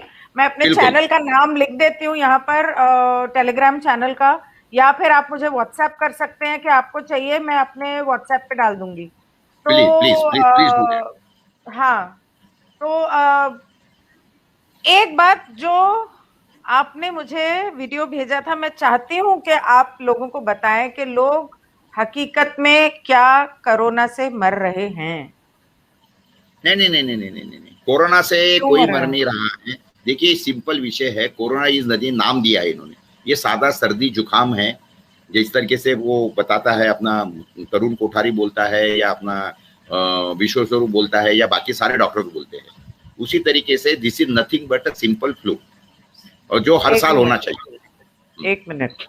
जो बॉडीज हॉस्पिटल से आई शमशान घाट जाने के लिए, उनको जब उनका कपड़ा निकाला गया तो किसी का मुंह टूटा हुआ, खून निकल रहा है, किसी के यहाँ पे बैंडेजेस पेट में से लगे खून हुए, निकल रहा है, वो उसके सब ऑर्गन्स क्या गायब था? करवा दिए, ऑर्गन्स गायब करवा दिए। बहुत बड़ा बिजनेस हुआ। तो मैंने तो मेरे इसके अंदर डाला था ना, मैंने तो पूरा का पूरा विथ प्रूफ डाला था। मैंने बोला था कि ये अगर वीडियो झूठा है तो I will give you the proof, और अगर झूठा है तो मेरे ऊपर मुकदमा दाखिल करो। मैं यही चाहती हूँ कि आप बताओ पब्लिक को, क्योंकि बता रहा हूँ, मेरे तो वो लोग वीडियो इतने लोग इतने वायरल हो गए, बहुत ज्यादा वायरल हुए वो सारे के सारे, जबकि यूट्यूब हाँ, वालों ने बैन करके रखे हुए मेरे सारे वीडियो। उसके बावजूद पब्लिक ने उसको मल्टीप्लाई किया, पब्लिक ने। हाँ, मैंने हाँ। एक देखा, मेरा एक वीडियो जो 50 लाख के ऊपर सर्कुलेट हुआ। वो जो दुकान खोलने का वीडियो है वो तो पता नहीं है लाखों में हुआ कि करोड़ों में हुआ, हर गांव में मुझे से। भेजना, मुझे भेजना, बिल्कुल मैं भी उसको शेयर करूंगी। बिल्कुल बिल्कुल। तो कहने का मतलब क्या है, देखिए जो लोग मरे एक हैं। मिनट, तो वो पूछ रहा है कि आप ऐसे वीडियोस जो है कहाँ शेयर करते हो ताकि वो लोग भी उसको फॉलो कर सकें? मैं तो देखो यूट्यूब? फेसबुक पे मेरे सारे हैं, सारे वीडियो मेरे अच्छा, फेसबुक के प्रकाश पूरे डालिए फेसबुक के ऊपर, सारे आपको आपका मिल जाएंगे। फेसबुक का आईडी क्या है आपका? बस ये प्रकाश पूरे डालो ना, अच्छा, मेरे नाम से ही है। ठीक है। और कहीं पर डालते हो आप? आपका कोई नहीं नहीं टेलीग्राम नहीं चैनल है? नहीं नहीं नहीं, टेलीग्राम अभी मैं ज्वाइन नहीं किया है अभी मैं, और उसके बाद में मेरे व्हाट्सएप के ऊपर है। हाँ, आप मुझे और जो व्हाट्सएप कर देना, मैं शेयर कर लूंगी। ओके ओके ओके, बिल्कुल बिल्कुल। और मेरे मैं को क्या सारे करता हूँ, वीडियोस भेज देना। मेरे वीडियो जो रहते हैं ना, मैं ये देखता हूँ कि वो 3-4 मिनट के ऊपर नहीं रहे, 5 मिनट के ऊपर नहीं रहे। वही कुछ ही हाँ, वीडियो ऐसे हुए थे जिसके अंदर मुझे कुछ टेक्निकल बातें बतानी थी, वो वीडियो मेरे को 10 मिनट 12 मिनट के हुए थे। लेकिन आपको मजाक लगेगा, एक मेरा 16 मिनट का वीडियो 50 लाख के ऊपर सर्कुलेट हुआ। 16 मिनट का वीडियो था वो। क्योंकि क्या था कि मैंने उसके अंदर इतनी बातें एकदम टक टक टक टक टक टक टक बिल्कुल बम्बार्डिंग किया था मैंने। वो लोगों ने मुझे ये फोन किया कि सर आपका, हमको एक आदमी तो इतना बेचारा भावुक हो गया था कि बोले सर आपने मेरी और मेरे सारे दोस्तों की जिंदगी बचाई। बोले हम 16 दोस्त का हमारा ये है, 16 में से बोले हम कोरोना पॉजिटिव अगर सारे हुए थे बोले तो 4 जन हॉस्पिटल में गए। और उसके बाद में हम 12 जन थे बैठे थे, आपका वीडियो देखा बोले, हमने डिसाइड किया कि नहीं जाने का इसके अंदर, हॉस्पिटल्स के अंदर। हम हॉस्पिटल में ही नहीं गए, हमारे चारों दोस्त मर गए बोले, हम जिंदा है, हाय, हम जिंदा है। और बोले हाँ, पोरे साहब हम जो जिंदा है वो आपके वीडियो के कारण है, क्योंकि आपने हमको हिम्मत दी थी कि हॉस्पिटल में मत जाइए। हम नहीं गए, हमको बोले अकोला आना है, आपकी तुला करवानी है बोले, तुला आपको, आप बोले हमको एक तराजू दे देना और आपकी तुला ऐसे करेंगे बोले हाँ कि आप सिर्फ मुंह में से शब्द निकालो कि आपकी तुला किस चीज से करनी है। और हम बोले पैसे से काफी धनी है, और आप बोलो तो बोले 500 के नोट से, आप बोले तो बोले 2000 के नोट से आपकी तुला करवाएंगे। देखिए उनकी भावनाएं देखिए, और लोगों को जिस तरीके से हौसला मिला वो सारे, इससे कई लोग आए इसके अंदर से। तो लेकिन क्या हुआ है मालूम है क्या, कि ये जो जिस तरीके से सारी चीजें चल रही है, मैंने देखा है कि जो लोग हॉस्पिटल में गए उनको ये जिस तरीके से सारी गलत दवाएं दी गई, आपको भी पता है सारे के सारी कौन सी है ये इसके अंदर की, जो कि अभी गंदे ये सिर। इन लोगों ने ये देखो ये वर्मेक्टाइन है, उसके बाद में आवर्मेक्टिन है, डॉक्सीसाइक्लिन है, गंदे इन्वर्मेक्टिन सिर है, है, उसके बाद में जिंकोविट है, एनवायरमेंटल। डेक्सामिथिलिन है, उसके बाद में ये मल्टी विटामिन की उनकी टैबलेट्स है, और सबसे मेन बात है ये टोसिलिजुमेब, और उसके बाद में स्टेरॉइड्स प्लस ये रेमडेसिविर के इंजेक्शंस। तो जिसको सबसे जिसको ज्यादा लोग तो उससे मरे हैं। नहीं, रेमडेसिविर तो जिस आदमी को देते हैं ना जिमी जी, आपको बताना चाहूंगा मैं कि डॉक्टर ने मुझे बताया कि रेमडेसिविर देने के बाद में उसका शुगर काउंट 500 हो जाता है, 500 के ऊपर चले जाता है। और ऐसे 10-10 12-12 इंजेक्शन देते हैं उसको। अच्छा, देते कि नहीं ये भी पता नहीं है। देखो मैं आपको एक कथा नहीं, एक बात बताता हूँ। हमारे कोल्हापुर के अंदर एक मंदिर है महालक्ष्मी जी का। तो वो महालक्ष्मी जी को लोग क्या करते हैं कि वो उसको, हमारे लोग बोलते हैं उसको साड़ी और साड़ी चोड़ी बोलते हैं उसको। तो साड़ी चोड़ी का उसको यानी वो कपड़ा चढ़ाते हैं और वो चूड़िया चढ़ाते हैं उसको। तो वो लोग जाके चढ़ा देते, उसके बाद में वो अंदर जाती है, उसके बाद में वो दूसरे दरवाजे से बाहर निकल के वापस से वही दुकान पे जाती है, वापस से वो सर्कुलेट होती रहती है। तो रेमडेसिविर का भी वैसा ही है, रेमडेसिविर वैसी है। वो रेमडेसिविर अंदर गए, अंदर वो पेशेंट का तो कोई आदमी देखने के लिए है ही नहीं उसको, ना ही उसके सामने कोई सीसीटीवी कैमरा लगा है। तो उसको जाके वो अपना ग्लूकोज का इंजेक्शन या क्या बोलेंगे उसको इंजेक्शन चढ़ा देते होंगे, रेमडेसिविर उठाए वो बाजार में बेच दिए, वापस से वो आ गया घूम रहा है। लेकिन उसके बाद में भी मैं बोलूंगा कि अगर ऐसा किसने किया है ना, फिर भी बहुत अच्छा हुआ कि कम से कम उसको रेमडेसिविर मिला नहीं और मरा नहीं। हाँ, और रेमडेसिविर बीच में जो नहीं मिले ना, वो भी बहुत अच्छी बात है कि नहीं मिले लोगों को, कम से कम लोगों की जान बची। और बाद में बैन करवा दिया। रेमडेसिविर जिनको लगा वो मर गए, जिनको नकली लगा, जिनको नकली लगा वो बच गए, वो बच गए, बिल्कुल। हाँ, और ये बहुत जगह हुआ। आप मुझे बताइए ये कितनी बड़ी बात है कि ये आपने ही ये सारी की सारी दवाएं आपने प्रोटोकॉल में डाली, उसके बाद में आपने बंद करवा दी। तो क्यों बंद करवा दी भाई, क्यों बंद करवा दी? और ऑलरेडी ये तो सारी दवाएं वर्ल्ड में बंद थी, पूरे दुनिया में बंद है ये सारी, और भारत के अंदर चली। 100 साल पहले जी कौन से विटामिन्स खाते थे, कौन सी दवाइयां लेते थे हिंदुस्तान में? कम से कम कोई भी कुछ नहीं लेता था, फिर भी हट्टे कट्टे 100 साल की उम्र होती थी। मतलब जो हमारे हाँ हमारे जो बुजुर्ग थे उच्चे लंबे हट्टे कट्टे होते थे और 100 साल जीते थे। वो कौन से मेडिसिन लेते थे एलोपैथिक, और कौन से विटामिन्स लेते थे, और कौन से ब्लड टेस्ट कराते थे? कुछ भी नहीं, बस अच्छा साफ सुथरा खाना खाते थे, टाइम से खाते थे, साफ सुथरा पानी पीते थे और मेहनत खूब करते थे, चाहे वो खेतों में हो या कोई भी हो। आजकल की जिंदगी को पूरा उल्टा कर दिया है, बीमारी का घर बना दिया है। नहीं, लोगों की इम्यून सिस्टम पूरी खत्म करवा दिया, लोगों की आदतें बिगाड़ दिया, लोगों की मेहनत करने की ये जो है पूरी की पूरी, ये अभी जो नया मॉडर्न साइंस और रिमोट वाली चीजें आ गई उसके कारण सारा खत्म हो गया है। और रहने की स्टाइल बदल गई, लोगों की खाने पीने की स्टाइल बदल गई है। आपके हिसाब से बच्चों की आदतें बिगाड़ दी हम लोगों ने। आपके हिसाब से मास्क अगर लगाने को बोला जाता है, जैसे अभी अकोला में तो मुझे नहीं पता, पर यहाँ शहरों में जो है यहाँ पे तो बहुत दिक्कत है। जबरदस्ती है, जोर जबरदस्ती है, पुलिस के डंडे खाने पड़ते नहीं तो। हाँ, पुलिस नहीं, सिर्फ पुलिस के डंडे नहीं, अगर आप मास्क नहीं पहनते हो या फाइन नहीं देते हो, आपको सीधा पुलिस स्टेशन लेके जाते हैं, सीधा अरेस्ट करते हैं। जबकि ये मैंडेटरी नहीं है, जबकि मैंडेटरी नहीं है मास्क लगाना। अगर उनको कई लोगों ने उनको आरटीआई के मतलब वो दिखाए कि ये आरटीआई है, तो पुलिस वाले बोलते हैं ये फेक है पेपर, तुम लोग हमको बेवकूफ बना रहे हो, हम इस पेपर को नहीं मानते। क्या करे इंसान? बिल्कुल। तो ऐसे में क्या करना? मास्क के बारे में, वैक्सीन के बारे में, या जैसे क्या आपके हिसाब से सलाह क्या है लोगों के लिए? देखिए, एक तो पहली बात ये मास्क लगाने का जो है ना, ये इसके पीछे भी इनका एक बहुत बड़ा षड्यंत्र है। क्योंकि देखो ऐसा था, आप पहले एक बात समझ ली की कोशिश करो, जब ये पहली बार ये मार्च 2020 से जो आया, उसके बाद में कुछ लोग मर रहे नहीं थे। क्योंकि क्यों नहीं मर रहे थे, एक बात समझिए आप। 2020 के मैं अंदर आपको एक आंकड़ा बताने की कोशिश करूंगा। देखिए 2019 में हमारे देश के अंदर की कुल मौतें थी 1,44,00,000। कुछ फिगर और होगी, लेकिन छोड़ो, हिसाब के लिए मैं बताता हूँ आपको। 1,44,00,000 लोग 2019 में मरे थे। तो यानी सारी बीमारियों से, कोई बुढ़ापे से, कोई नेचुरल डेथ, एक्सीडेंट, सारी पकड़ लो आप। ये गवर्नमेंट की फिगर्स बता रहा हूँ मैं आपको, वेबसाइट से निकाली हुई। उसके बाद में 2020 में जब से ये बोल रहे पेंडेमिक है, उस साल में लोग मरे हुए 1,30,00,000, 14 लाख लोग कम मरे हुए हैं। यानी पहले मरते थे हर साल में करीब 45 लाख 40 लाख लोग, करीब 40,000 लोग रोज के, 40,000 लोग रोज के मरते थे। और पेंडेमिक के समय पे 35,000 हो गए, यानी 5,000 लोग कम मरे।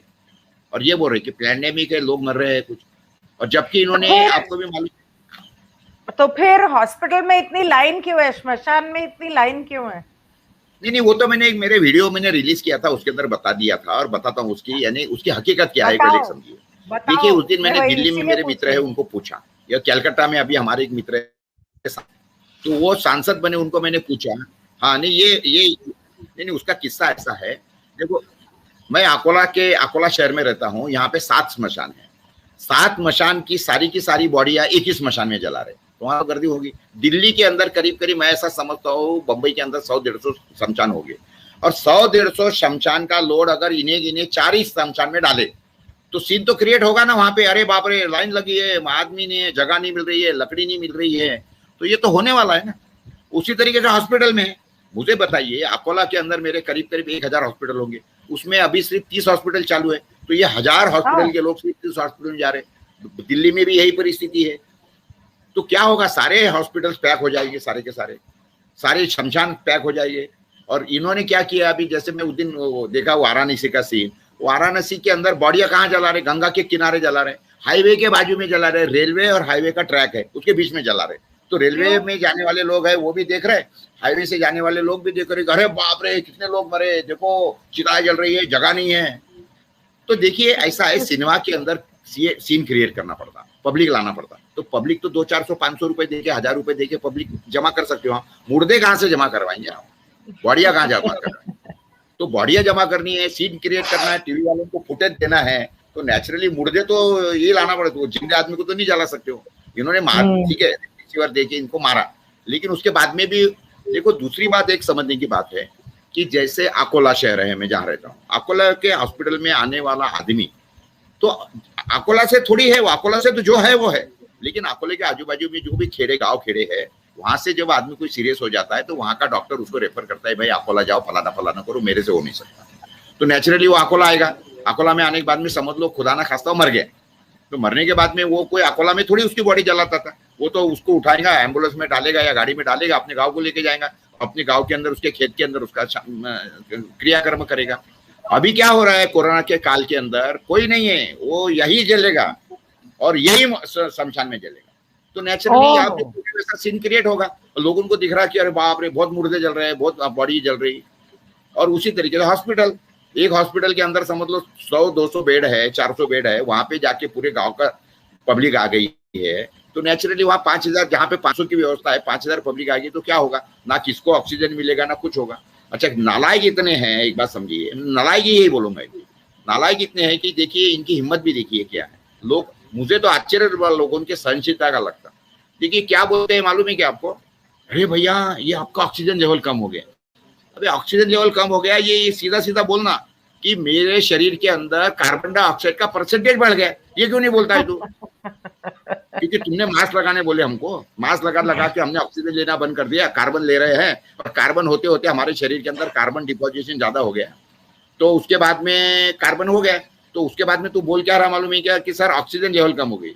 तो तेरे में हिम्मत होगी तो ये बोलना कि कार्बन डाइऑक्साइड शरीर का परसेंटेज बढ़ गया। तो अगर वो इसलिए नहीं बोलेगा क्योंकि उसको मालूम है, उसके कोई भाई ने बोला है इसको तू मास्क लगा, इसकी हिम्मत नहीं है बोलने की कि कार्बन परसेंटेज बढ़ गया।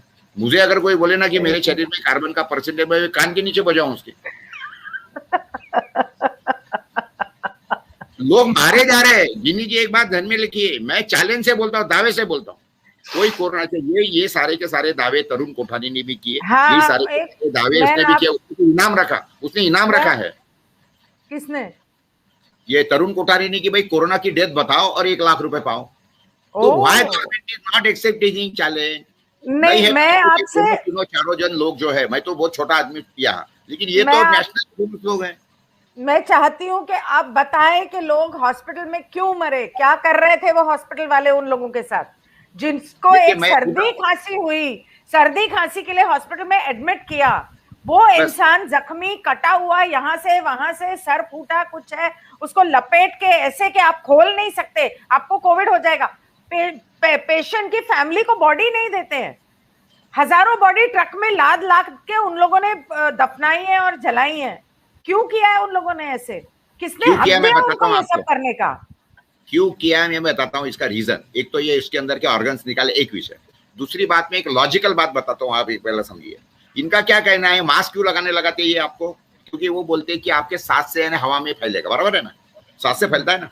अरे जिस आदमी की सांस रुक गई है, अभी वो कहाँ से कोरोना फैलाने वाला है भाई? उसको दे दो ना बॉडी, उसको तो मर गया, सांस तो रुकना बंद हो गई, उसकी लेना बंद हो गई। एग्जैक्टली। और वैसे भी हमारे हिंदू धर्म के अंदर या जो भी आदमी मरता है तो आपको मालूम है वो बॉडी के नाक के अंदर रुई ठूस देते हैं, कानों के अंदर रुई ठूस देते हैं गीली करके, क्योंकि उसमें से कोई निकलना नहीं चाहिए, नाक में से नहीं निकलना चाहिए। और उसके बाद में मुंह के अंदर जो खाने का पान रहता है ना, वो खाने का पान डाल देते, क्योंकि वो काफी ये एंटी ये रहता है। हाँ।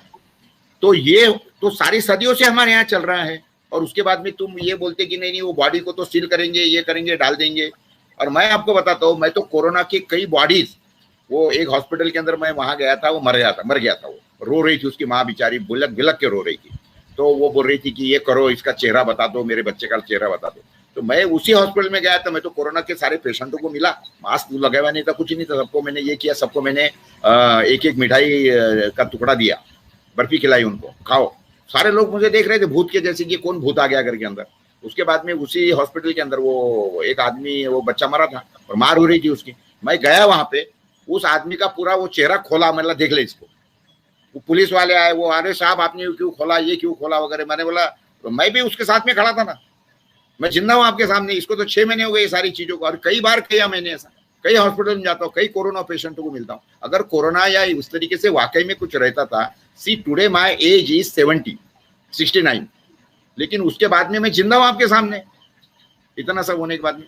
लेकिन अब मैंने मेरा सर, मैं इसलिए कभी कभी पीटते रहता हूँ कि एक आधा आदमी अंधा है ना, तो हम उसको उसको समझा सकते हैं उसके बारे में, लेकिन जो अकल के अंधे इनका क्या करें?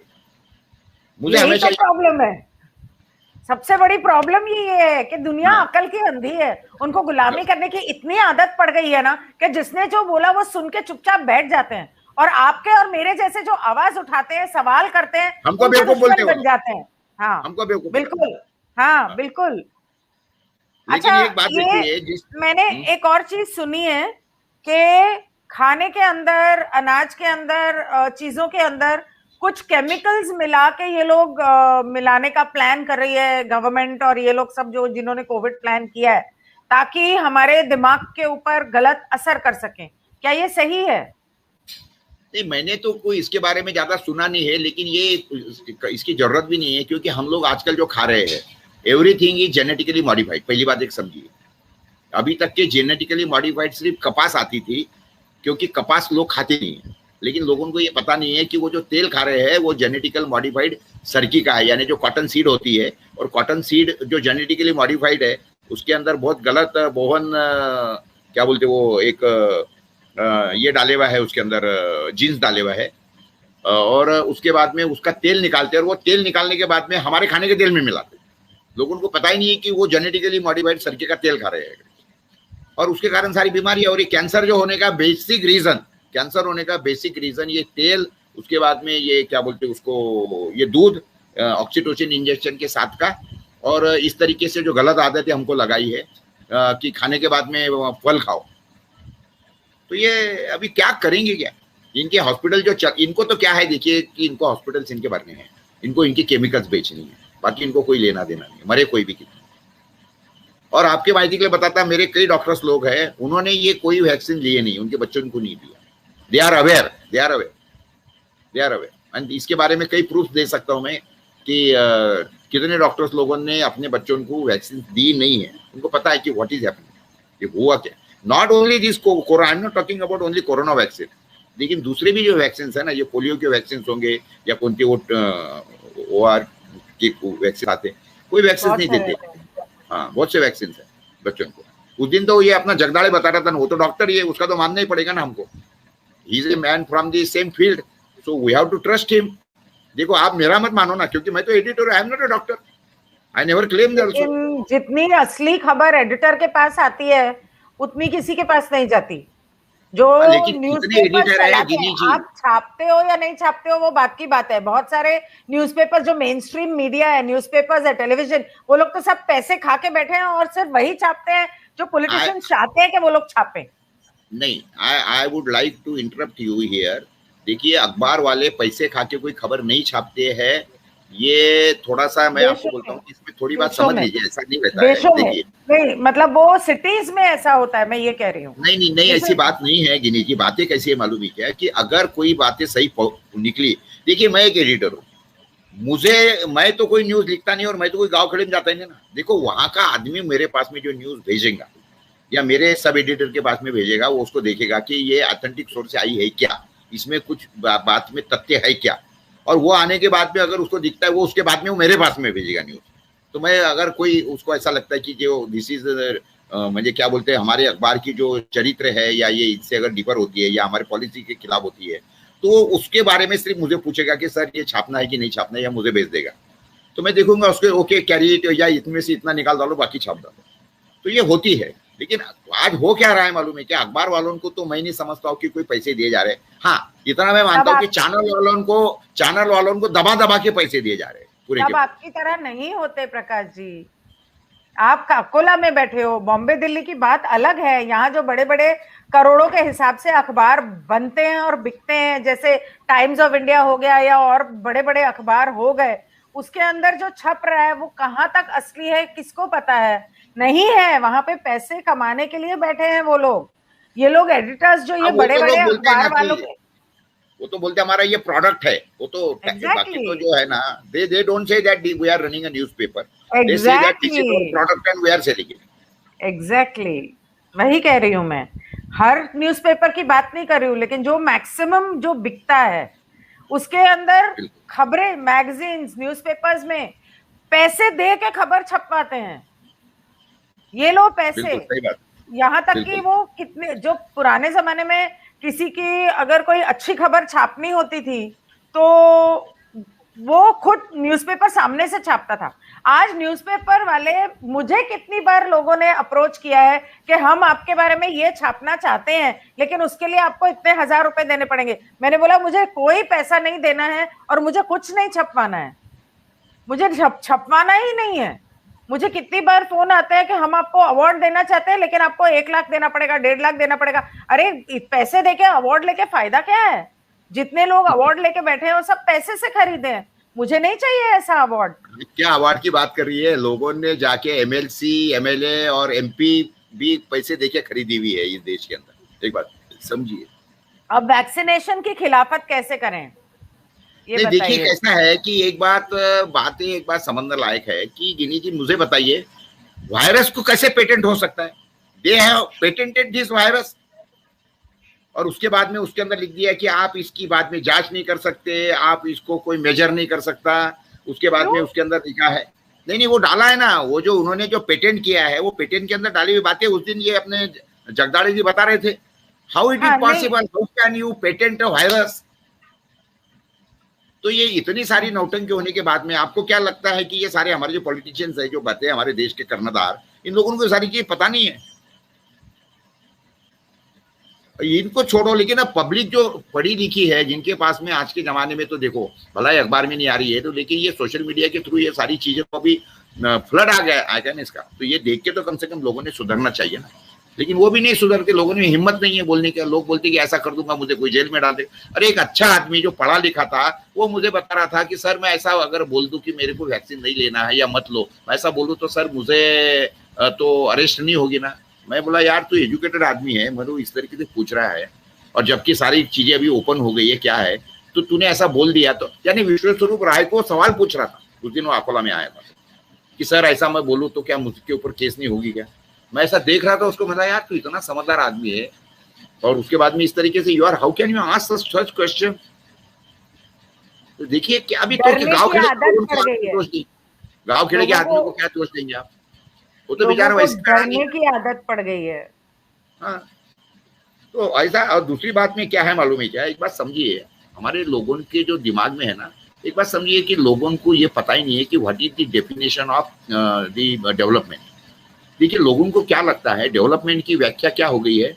लोग डिमांड क्या करते हैं कि हमारे यहाँ हॉस्पिटल्स खोलो, लोग डिमांड करते हैं कि हमारे मोहल्ले के अंदर जो है ना पुलिस की चौकी खोलो। अरे ये क्यों उनकी डिमांड होगी तेरी? देखो आपने एक नायक नाम का पिक्चर शायद देखा होगा, अनिल कपूर का पिक्चर था वो, उसके अंदर एक दिन मुख्यमंत्री बनता है नायक। अनिल हाँ कपूर हाँ, का। देखा हाँ, था। वो आता है ना, वो चीफ मिनिस्टर को बोलता है कि ये तुम ऐसा क्यों करते हो, वैसा क्यों करते हो, बहुत उसको आड़ा तड़ा क्वेश्चन करता। तो चीफ मिनिस्टर उसको बोलता है कि बेटा ये बात करने के लिए बात अलग है, लेकिन एक दिन तू राज्य चला के बता, ये तो पता लगेगा कि किस तरीके से चलाना पड़ता है। तो वो उसको बहुत बोलता है। तो उसके बाद में लोग भी बोलते हैं यार वो बोल रहा ना तुम एक दिन के लिए बन के बैठा, तो हाँ बन जाओ। तो वो भी अनिल कपूर फिर बन जाता है एक दिन में, और एक दिन के अंदर ऐसे कारनामे करते कि लोगों को दिख जाता है कि यार ये तो बहुत ही जोरदार आदमी जो जो कर दिया। फिर बाद में जब इलेक्शन होता है वो खड़ा रहता है, चीफ मिनिस्टर बन जाता है। और उसके बाद में वो जो काम करता है, एक दिन ऐसा आता है, वो जो हर चौराहे के अंदर वो कंप्लेंट बॉक्स लगी हुई रहती है ना, वो कंप्लेंट वो बॉक्स के खाली अंदर खाली होता एक है। भी चिट्ठी नहीं आती है। तो दैट इज कॉल्ड डेवलपमेंट, उसको बराबर। बोलेंगे सिविलाइजेशन। हमारे यहाँ पे ऐसा आदमी। सिविलाइजेशन की लोगों की व्याख्या क्या है मालूम है क्या? जितने ज्यादा पुलिस थाने खुलेंगे वो डेवलपमेंट, जितने ज्यादा पुलिस भर्ती होंगे वो डेवलपमेंट। अरे भैया पुलिस थाना खुला तो कोर्ट खुलेंगे, कोर्ट खुलेंगे तो ज्यादा जेल खुलेंगे, तो इजी से डेवलपमेंट। हॉस्पिटल खुलेंगे तो डॉक्टर लगेंगे, डॉक्टर खुलने के बाद में वहां पर दवा की दुकान बीमारी। लगेंगी, आप बीमार गिरेंगे। ये डेवलपमेंट थोड़ी है। एक मेरा दोस्त था मेरे पास में आया चिट्ठी लेके, वो भाई साहब ये न्यूज छाप दीजिए, ये न्यूज छाप दीजिए। मैं क्या न्यूज है? नहीं नहीं बोले मैंने एक ये मुफ्त ये क्या बोलते हैं उसको, रोग निदान शिविर लगाया, मुफ्त रोग निदान शिविर। तो ये बोले छाप दीजिए। बोले मैंने पढ़ा, उसके ऊपर लिखा था रोग निदान शिविर बहुत यशस्वी। तो उसके अंदर 5,000 लोग आए, उन्होंने अपने को टेस्टिंग करवाया, और मुफ्त में रोग निदान है, बोला इलाज नहीं है वहां पे, सिर्फ निदान की भाई मुझे क्या हो गया। तो 5,000 अच्छा। लोग आए। मैंने बोला तो ये यशस्वी काय को बोल रहा है इसको, ये सबसे ज्यादा तेरा मतलब ये यशस्वी नहीं होगा, ये पूरे देश का बैंड बच गया। क्योंकि 5,000 लोग आ रहे हैं फोकट के अंदर सिर्फ टेस्ट करने के लिए कि मुझे क्या हो गया। तो मतलब ये अच्छी खबर थोड़ी है, तो बहुत सबसे बुरी खबर है। मतलब अच्छी खबर तब होती कि तू ये रोग निदान शिविर लगाता था और उसके अंदर 2 4 5 लोग बड़े मुश्किल से आते थे, तो मैं समझता था कि ये अच्छा साइन है। जब इतने लोग आ रहे हैं ज्यादा, तो कहने का मतलब देश का बैंड बच गया, लोग बीमार ज्यादा गिर रहे हैं, हॉस्पिटल खुल रहे हैं। लोगों का बहुत सही सोचने का कहा ढंग आपने। बहुत गलत हो गया जिनी जी। सोचिए, एक बात समझिए, हम लोग क्या है, ये सारा उल्टा पुल्टा चल रहा है। मैं एक हमेशा देखते रहता हूँ, उल्टा पुल्टा आते रहता है उसके अंदर। तो ये सारा उल्टा पुल्टा हो गया। अभी लोगों की व्याख्या बदल गई है, डेवलपमेंट की व्याख्या बदल गई है। सही जितने कह रहे ज्यादा हैं। पुलिस, जितने ज्यादा हॉस्पिटल्स, अभी ये जो कोई हॉस्पिटल लग रहे हैं उसके अंदर ऑक्सीजन के सिलेंडर ये लग रहे, प्लांट लग रहे। तो आपको क्या लगता है कि इन्होंने करोड़ों रुपए देके जो प्लांट लगाए हैं, अब तो ये लोगों को रोज जो आएगा उसको बोलेंगे ऑक्सीजन ले आएंगे, ऑक्सीजन ले। हाँ, और परफेक्ट, जबकि ये, बिल्कुल सही। मुझे बताइए, ये जो विश्व स्वरूप राय चौधरी है, इसने विदाउट ऑक्सीजन, हम्म। विदाउट मास्क, विदाउट गोली, हम्म। और हम्म। वो लोगों को कि जिन्होंने हॉस्पिटल ने छोड़ दिया था कि अभी भैया हम्म। इसको लेके जाओ, हम इसको रिपेयर नहीं कर सकते, ये यहाँ ठीक नहीं हो सकता, ये मरने के अभी 2 4 घंटे में 6 घंटे में मर जाएगा, ऐसे हम्म। लोगों को उन्होंने लिया। उन्होंने वो उनके ओपन हॉस्पिटल में लेके गए, उसके बाद में बगैर दवा के उस आदमी को ठीक करके घर को चले गए। कोविड वार्डों के अंदर कोरोना का हॉस्पिटल 1,000 2,000 लोग उसके अंदर भर्ती है, जिनको कोरोना का डर लग रहा है, जो हम्म। पॉजिटिव है, सिम्टोमेटिक हम्म। लोग हैं, असिम्टोमेटिक भी है। और ऐसे लोग, ऐसी माताएं अपने बच्चे के साथ में बैठी है, 2 2 3 3 साल का बच्चा है, छोटा बच्चा है, हम्म। दूध पीता बच्चा है, और ऐसा हम्म। हॉस्पिटल है। और उसके अंदर ये साल भर से चल रहा है। वो एक लंके नाम का एमएलए है हमारा, अहमदनगर के अंदर, महाराष्ट्र के अंदर, उसने खोला। हम्म। उसके अंदर ये विश्व स्वरूप राय ने फिर उनका ट्रीटमेंट का थोड़ा तरीका बदल दिया। और क्योंकि वो लोग तो पहले गोलियां वोलियां सब देते थे, लेकिन अभी जब से विश्व स्वरूप वहां गया, सारी गोलियां वोलियां सब बंद हो गए। अभी वो खा क्या अच्छा। रहे मालूम नहीं, कि वो हमारे किसानों ने उगाई हुई वो सब्जियां खा रहे हैं, गाजर खा रहे हैं, टमाटर खा रहे हैं, नारियल का पानी पी रहे हैं, संतरे खा रहे हैं, मौसम्बी खा रहे हैं, 4 दिन में ठीक होकर घर को जा रहे हैं, एक गोली नहीं है। मेरा ये बोलना है कि ये इतना सब बोल रहे हैं, एमएलए आदमी है, और तो उसके बाद में कम से कम हमारे महाराष्ट्र स्टेट ने तो सुधारना चाहिए था। महाराष्ट्र सही स्टेट में बात है। सुधारने को तैयार नहीं, एमएलए है वो, और रूलिंग हम्म। पार्टी का एमएलए, बोलिए आप, रूलिंग हम्म। पार्टी। उसने लाखों हजारों पेशेंटों को बिना दवा का खोल रहा है, ठीक कर रहा है, और उसके बाद में भी लोग सुधर नहीं रहे, जबकि उसके वीडियो काफी वायरल हो चुके हैं। लोगों को भरोसा नहीं होता ना। नहीं नहीं, लोगों का लोगों को छोड़ो भरोसा कि नहीं होता कि देखो, ऐसे हो सकता है। पॉलिटिशियन लोगों को चाहिए कि कोरोना रहे, क्योंकि वो बोलते हैं कि बहुत अच्छा हो गया कोरोना के बहाने लोगों के मोर्चे निकलना बंद है। हर जगह के हर गांव के अंदर बोल दिया कि आप मोर्चा नहीं निकाल सकते, फलाना कलम लागू है, फलाना ढिमका लागू है, 144 की धारा लागू है, और इनको कोई लोगों को फेस करना नहीं पड़ता, कोई एमएलए को गांव खेड़े में घूमना नहीं पड़ता, कोई मिनिस्टर गांव खेड़े में जा नहीं रहा। तो वो बोलता है यार ये तो बहुत ही अच्छी बात है, सारा झंझट से मुक्त हो गए, और जो पैसा खाना चालू है वो उसके लिए वो उनको पूरी खुली छूट है। तो ये अभी क्या होगा, ये पर्टिकुलरली 4-5 लोगों का क्लास हो गया जो कोरोना चाहते कि कोरोना रहे। मैंने आपको इसके बारे में पहले जैसा बोला है। तो ये जब तक के लोग अभी नहीं उठेंगे ना, ये कोरोना हटने वाला नहीं है। मैं तो आपको बोलता हूँ 2025 तक के कोरोना चलेगा, आप लिख लीजिए मेरी बात। और उसी तरीके से पूरा इनका प्लेंडेमिक है, इसके बारे में भी सारी आ गई है सब। हमारे बिल गेट महाशय है ना, ये सब छोड़ने वाली नहीं है। लेकिन पब्लिक उसका इलाज नहीं कर सकती कुछ, मतलब अगर पब्लिक उनकी खिलाफत करे, कुछ करे, तो क्या अब उसका मुझे पता हल है, ये नहीं? 15 महीने से लोगों के दुकान बंद है, दुकान के भाड़े दे रहे हैं, लोग मर रहे हैं। उन्होंने जो दुकान के अंदर माल भरा, उसका बैच भरने को पैसा नहीं लोगों के पास में, जहर खाने को पैसा नहीं उनके पास में। इतनी परिस्थिति बेकार आ गई है। और उसके बाद में वो आदमी उठ नहीं रहा है। और अपना सरकार जो है वो 15 दिन लॉकडाउन, 15 दिन और बढ़ेगा, 15 दिन। अब इसके पहले मोदी जी 21 दिन करते करते 5-6 महीने चला है। उसके बाद में उन्होंने खोल दिया, तो महाराष्ट्र गवर्नमेंट ने खुद लगाए हमारे। और उसके बाद में अभी चल रहा है इस तरीके से। और उसके बाद में भी लोग उठते हैं। हाउ इट इज, देखो पूरे दुनिया में खुल गया, आपको भी मालूम है, पूरे दुनिया के अंदर लॉकडाउन खुल गया। पूरे दुनिया के लोगों ने मास्क हटा के फेंक दिए। बिल्कुल, बहुत सारी कंट्रीज। मेरे 2 दोस्त है जापान के अंदर रहते हैं, टोक्यो में। उन्होंने बताया कि वहां का गवर्नमेंट जो है उनको, उसका होटल है वहां पे, हर होटल को महीने का 3 लाख रुपए जापान गवर्नमेंट दे रही है, क्योंकि आपने होटल बंद रखा है, आपका नुकसान हो रहा है। किसानों को हर महीने में पैसे दिए जाते हैं वहां पे, everybody, without asking, without verification. You have hotel, you have close it, okay. ये 3 लाख रुपए, 5 लाख रुपए, उसने बता दिया मेरा कितना नुकसान होता। Government is transferring money in his account, Japan government. ये कह रहे हैं कि थर्ड वेव आने वाला है। हाँ, बिल्कुल तो आएगा। इनको तो पहले से पता है थर्ड वेव आने वाला है, क्योंकि वो लोग भाई मीटिंग हो गया ना, हैं। कोरोना के साथ में इनका मीटिंग हो गया, कोरोना के साथ में मीटिंग हो गई थी ना, आपको पता नहीं है? कोरोना के साथ में पूरी मीटिंग हो गई, पूरी पॉलिटिशियंस की। उसके बाद में ये जो एडमिनिस्ट्रेटिव के लोग हैं, उसके साथ में मीटिंग हुई। कोरोना ने उनको बता दिया कि भाई इतने दिन ये कर दिया, वो हो गया है, तो अभी थर्ड वेव आएगी हम, लेकिन उस समय पे अभी हम तुमको छोड़ देंगे, बच्चों को लेंगे।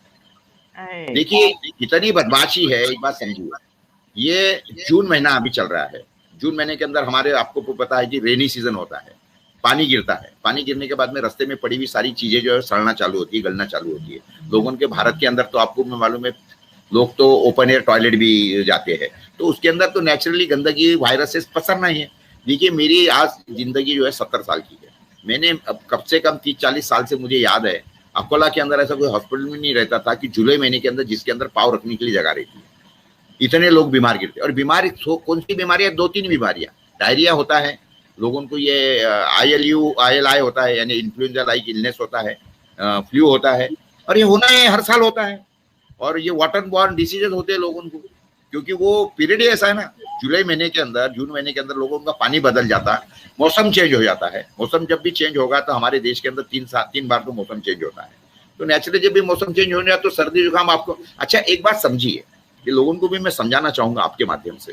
देखिए ये छींक आना है, उसके बाद में सर्दी होना, उसके बाद में बुखार होना, खांसी होना, ये हमारे मित्र है।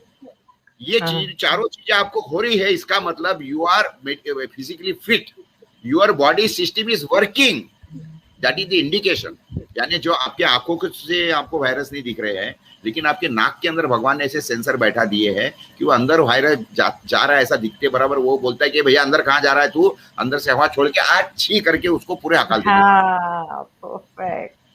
तो ये तो मैकेनिज्म है आपका, इट्स वर्किंग। उसके बाद में आपको सर्दी हो जाएंगी, सर्दी के अंदर वायरस जो आके लिपट के बाहर निकलेंगे, तो आप रुमाल से निकाल के उसको टिश्यू पेपर से निकाल के फेंक दो। उसके बाद में अगर कोई गलती से अंदर गए तो आपकी बॉडी को टेम्परेचर गर्म करके उनको मारने की कोशिश करेंगे कि भैया इनको मारो। उसके बाद में ये एक समय ऐसा आ जाता कि वो देखता कि अभी जरा घायल हो गए सारे के सारे वायरस, लेकिन मरे नहीं है। तो हमारी बॉडी का मैकेनिज्म हमारा शरीर का ऑक्सीजन कम करवा देता है, खुद कम करवा देता है। और ये सारी चीजें टेक्निकली डॉक्टर विश्व स्वरूप राय ने बहुत अच्छी तरह से समझा दी है। तो इसलिए मेरे भी दिमाग के काफी भूसे थे, वो निकल गए, क्लियर हो गए। तो उसके बाद में उसी समय पे डॉक्टर लोग बोलते हैं भैया तेरा ऑक्सीजन कम होगा। अरे भैया कम नहीं हुआ है, ये हमारे जो मैकेनिज्म है, मेरी एंटीबॉडीज है, उसने कम करवाया है, मेरी बॉडी ऑटोमेटिक करवाया, खुद खो के कम करवाया। तो लेकिन अभी जिस तरीके से सरकार ने ये लगा दिया, लोगों के दिमाग में डाल दिया, अरे भैया कोरोना, और ये मर गए 2-3-4 रोज के अंदर लोग। अरे यार वो तो 4 रोज में मर गए, अरे वो तो 2 दिन में मर गए, अरे 50 लाख रुपए गए लेकिन मर गया। ये क्या है, इनका डर फैलाने के लिए सारा का सारा जो है ना ये शो जो तैयार किया गया है। और आदमी देखो मरता क्या ना करता, ये कहावत है। तो ये मौत का डर बताओ और अपनी रोटियां सेको, ये सिंपल तरीका, सिंपल फार्मूला है। अभी लोगों ने कितना इनके अंदर पढ़ना, देखिए समय आ गया है, अभी समय आ गया है। और ये बहुत अच्छा हो गया है कि अभी सरकार ने भी, उनके आयुष मंत्रालय ने भी काफी अच्छे ही निकाले हैं। उसके बाद में जो आईसी कौन सा ये उसका वो जो मान्यता है वो सारी की सारी निकाल दी है। मैंने आपको भेजा था जब भी, वो क्या बोलते उसको, ये होता है ना उसका, ये क्या बोलते उसको, Indian council for medical research, और एक दूसरी होती है ये तो वो तो अभी गवर्नमेंट ने पूरा बॉडी रद्द करवा दिया ना उनकी। किसी ने कहा कि यूके में गवर्नमेंट कह रही है कि कोरोना का डेल्टा वेरिएंट आ रहा है, जिसके सिम्टम्स है headache, runny nose and sore throat. अरे बाप रे। और कोई ये नहीं बोल रहा क्या कि उसके सिम्टम्स है कि आपका मुंह का स्वाद निकल जाना, ये भी है ना उसका एक नया सिम्टम। आपको तो वो तो बोल रहा ना अमेरिका का डेल्टा वेरिएंट है ना। आपको मालूम है हमारे अमरावती, मेरे अकोले शहर के बाजू में अमरावती शहर है, तो वो अभी चल रहा था 1 महीना, ये अमरावती वेरिएंट है करके। मैंने बोला अभी हर गांव के नाम का एक वेरिएंट है। अक्ल के अंधों को आप कुछ नहीं कर सकती है गिनी जी, आप बात समझिए आप। हाँ अच्छा, और ये जो एक सीजन चेंज की ये लोग बात कर रहे हैं कि पानी भरने वाला है शहरों में, शहर डूब जाएंगे और वगैरह वगैरह, इसके बारे में आप देखिए, उसके बारे में मैंने एक वीडियो देखा था वो टेक्नोलॉजिकल की, उसकी इन लोगों ने हमारे क्या बोलते ऐसे ऑर्बिट में इस तरीके से ये कुछ सैटेलाइट्स लगवा दिए हैं कि वो हमारा जो पृथ्वी का जो टेम्परेचर बोलो या जो आउटर कवर है उसके अंदर इस तरीके से ये कर देंगे। हाँ, ओजोन लेयर, ओजोन लेयर बोलो नहीं, दूसरे जो हमारे जो बादल वगैरह होते हैं तो उनको किस तरीके से, उसके बाद में ये जो आंधियां होती है, ऑटोमेटिक आंधियां आएंगी, ऑटोमेटिक पानी गिरेगा। See this is the technical subject, I can't explain you that in a very technical language. लेकिन मैंने उसके बारे में कुछ वीडियो देखे थे और कुछ पढ़े है बुक्स उसके बारे में कि ये जो सारी चीजें है ना ये टेक्नोलॉजिकल चेंजेस के कारण या टेक्नोलॉजी की हेल्प लेके सारी लोगों को करेंगे, तो करेंगे वो। इन लोगों को जहां चाहिए उस गांव के अंदर, वो देश उस एरिया के अंदर ये लोग क्या बोलेंगे उसको, आंधी तूफान लाएंगे। उसके बाद क्या आपको सच में लगता है कि वो लोग मौसम बना सकते हैं टेक्नोलॉजी से? तो ये मुझे नहीं लगता, मुझे नहीं लगता कि वो लोग टेक्नोलॉजी को बिगाड़ सकते हैं। नहीं नहीं, दैट इज पॉसिबल। अच्छा, बिगाड़ सकते हैं, इट इज देखिए गिनी जी, आपको क्या ये आपको पता है कि देखिए आपको ये तो पता होगा कि बरसात करवा दी जा सकती है अगर एक हवाई जहाज दिया, भेज दिया और उसके जवाब में जाके उसने वो बादल के अंदर वो क्या बोलते हैं उसको, सिल्वर डाइऑक्साइड या कुछ तो भी ये फेंक दिया, तो वो बादल में से बरसात होती है, बादल में से बरसात होती है। ये तो ओपन है अभी। और उसका सबसे अच्छा प्रमाण ये भी है, एक बात समझिए कि अगर आपने खूब बहुत सारी लकड़ियां जमा कर दी, समझ लो 1-2 टन लकड़ी जमा कर दी और ऊपर बादल आ गए, काले बादल, यानी काले बादल कहने का मतलब बरसात के बादल है वो, लेकिन बरस नहीं रहे, तो वो पूरे लकड़ी को अगर आपने आग लगा दिया और उसके अंदर जाके नमक के 2-4 बोरे डाल दिया, तो ये नमक जो है ये जलने के बाद में उसमें से क्या सिल्वर डाइऑक्साइड या कुछ निकलता है और वो ये गर्म हवा के साथ में ऊपर बादलों में गया तो वो बरसात होती है। इस तरीके से आपको मालूम है कि पुराने जमाने के अंदर वो बोलते ना कि पर्जन्य यज्ञ करते थे और पानी होता था, तो पानी वो क्या है, वो यही है पुराने जमाने का, because they were doing technology, उनको पता तो था। लेकिन हुआ क्या है, देखिए ये सारी बातें ये कोई अंधविश्वास की बातें नहीं है, ये टेक्नोलॉजी की बातें हैं। और इसके बारे में जो टेक्निकल चीजें और टेक्निकल सारी चीजें आज के जमाने में, we must thank Google and this thing की सारी चीजें, इफ यू सर्च आपको सारा दिख जाएगा किस तरीके से इन लोगों ने सैटेलाइट लगाए हैं। और ये सारी बातें अभी फिजिकली दिख रही है। मैं ये वीडियो आपके तरफ भेजूंगा। आपके हिसाब से ये लोग अब करने वाले हैं ये सब? मतलब ये क्लाइमेट चेंज भी आएगा और साथ में थर्ड वेव भी आएगा, मतलब सबको एक साथ ही मारेंगे इसी साल में। 25 नहीं तक नहीं नहीं रुकेंगे नहीं नहीं क्या? नहीं नहीं 2025 तक का इनका पूरा फार्मूला जिस तरीके से हमने जो पढ़ा है सारा का सारा, और एक साथ तो इतने मरने वाले भी नहीं है, होने वाला भी नहीं है, लेकिन लोगों को देखो, लोगों के सारे पैसे खत्म करवा दिए, लोगों के जो हिम्मत है वो पूरी हिम्मत तोड़ दिया। पर हम तो क्यों वेट करें कि वो लोग 25 तक करवाने वाले हैं, तो हम 25 से पहले उन लोगों का ये प्लान नष्ट क्यों नहीं कर सकते? तो ये जरूरी है अभी कि उनका प्लान है कि 2025 तक सब लोगों को मरवाना है, तो हम अकल लोग क्या, उनके प्लान को, we need to stop them. दुनिया के लोगों ने स्टॉप करने की कोशिश किया है, दुनिया के लोग रास्ते पे आ गए हैं, आपको भी पता है, दुनिया के लोग आ गए रास्ते, उन्होंने मास्क फेंक दिया, एवरीबडी हैज थ्रोन और गवर्नमेंट रिस्ट्रिक्शन, आपको भी पता है किस तरीके से लोग पुलिस के आंख पे जा रहे हैं, किस तरीके से सारा फेंक रहे हैं। हिंदुस्तान हर चीज इंडिया में में ये हमेशा नहीं हो रहा। आखिरी क्यों होता है? हर चीज में आखिरी क्यों होता है हिंदुस्तान? हिंदुस्तान एक जमाने में लीडर हुआ करता था इस धरती का, सोने की चिड़िया हुआ करता था, हर चीज पहल यहां से होती थी। आज की डेट में हर चीज में आखिरी होता है हिंदुस्तान। जागते क्यों नहीं लोग? सड़कों पे उतरते क्यों नहीं लोग? क्यों वेट कर रहे हैं कि 2025 तक हम मरेंगे, हमको ये लोग बर्बाद करेंगे, तब हम सड़कों पे उतरेंगे क्या? तब उतर के फायदा क्या है? आपको पता है ना कि अभी जो चेंजेस हो रहे हैं, अभी ये लोग सारी डिजिटल करेंसी है, क्रिप्टो करेंसी है, उसके बाद में ये डोज कॉइन्स है, उसके बाद में ये बिट कॉइन्स है, उसके बाद में ये लाइट कॉइन्स है, ब्लॉक चेन है, ये तो सारी चीजें अभी चल रही है, दिख रही है। जिन लोगों को अकल है वो सारी चीजें लोग ये देख रहे हैं, पता लग रहे हैं, समझ रहे हैं, समझने की कोशिश कर रहे हैं कि after all what is in future, क्या होने वाला है। अब जिनको ये समझता है वो अकल ये सुधर के वो रहेंगे, और जो बेवकूफ लोग हैं वो जिनको ये पता ही नहीं है, मैं अभी जो बात कर रहा हूँ ना, ये कई लोगों को ये तो शब्द भी उन्होंने सुने नहीं है, बोलते ये क्या होता है, ये कैसा होता है, what is this crypto currency. अभी क्या बोलेंगे, 5G के बारे में लोगों को पता नहीं है, वो तो बोलते यार वो तो अच्छा है 5G आएगा तो, और तो फिर अभी जापान में अंदर तो 6G 8G 7G चल रहा है, तो उनको ये बताना पड़ता है कि भैया that current that technology is different, that frequency is different, this is a different technology, this is a different frequency, ये पहले समझने की कोशिश करो, उनको सारा बताना पड़ता है। मतलब जगदाड़ी की वीडियो में से कई वन कर दे, मेरे जो भी लोगों के साथ में बहस होती है ना, मैं उनको समझाता हूँ कि भैया ये सुनो, I am not a technical man, but you have to listen to a technical man who have studied all this thing. तो ये सारी चीजें चल रही है अभी। राइट। अरे ये तो बात समझो ना, आपकी मुझे बताओ एक चीज कि आप वैक्सीन लगाते, लोगों को ये भी पता नहीं कि what does it mean by vaccine. अरे भैया वैक्सीन वही है जो वायरस है उसी के बॉडी लेके आपके शरीर में छोड़ देते हैं, और आपके शरीर के अंदर एंटीबॉडीज काम करना चालू कर देती है। तो पहले ये तो चेक करो। एंटीबॉडीज तो बन ही नहीं रहे वैक्सीन लेने के बाद, बन नहीं रहे एंटीबॉडीज लोगों के, तो कम से कम ये तो चेक करो कि जिन्होंने वैक्सीन लिया उनकी इसके अंदर शरीर में बनी नहीं है। एक तो ये नकली वैक्सीन। मेरे को एक चीज आप बताओ, कोरोना होता है तो कोई चम्मच आपके माथे से नहीं चिपकता, नहीं चिपकता, लोगों के शरीर एंटीबॉडीज ना डाल रहे हैं, ये बात बोल के वैक्सीन दे रहे हैं, लेकिन वैक्सीन लेने के बाद चम्मच, सिक्का, हर लोहा कुछ भी चिपक जाता है आपके ऊपर। एक आदमी के शरीर के अंदर तो 8-10 चम्मच चिपके हुए देखे मैंने। हाँ, तो मैं वही तो कह रही हूँ, ये कैसी वैक्सीन है, ये लोगों को समझ में नहीं आ रहा है।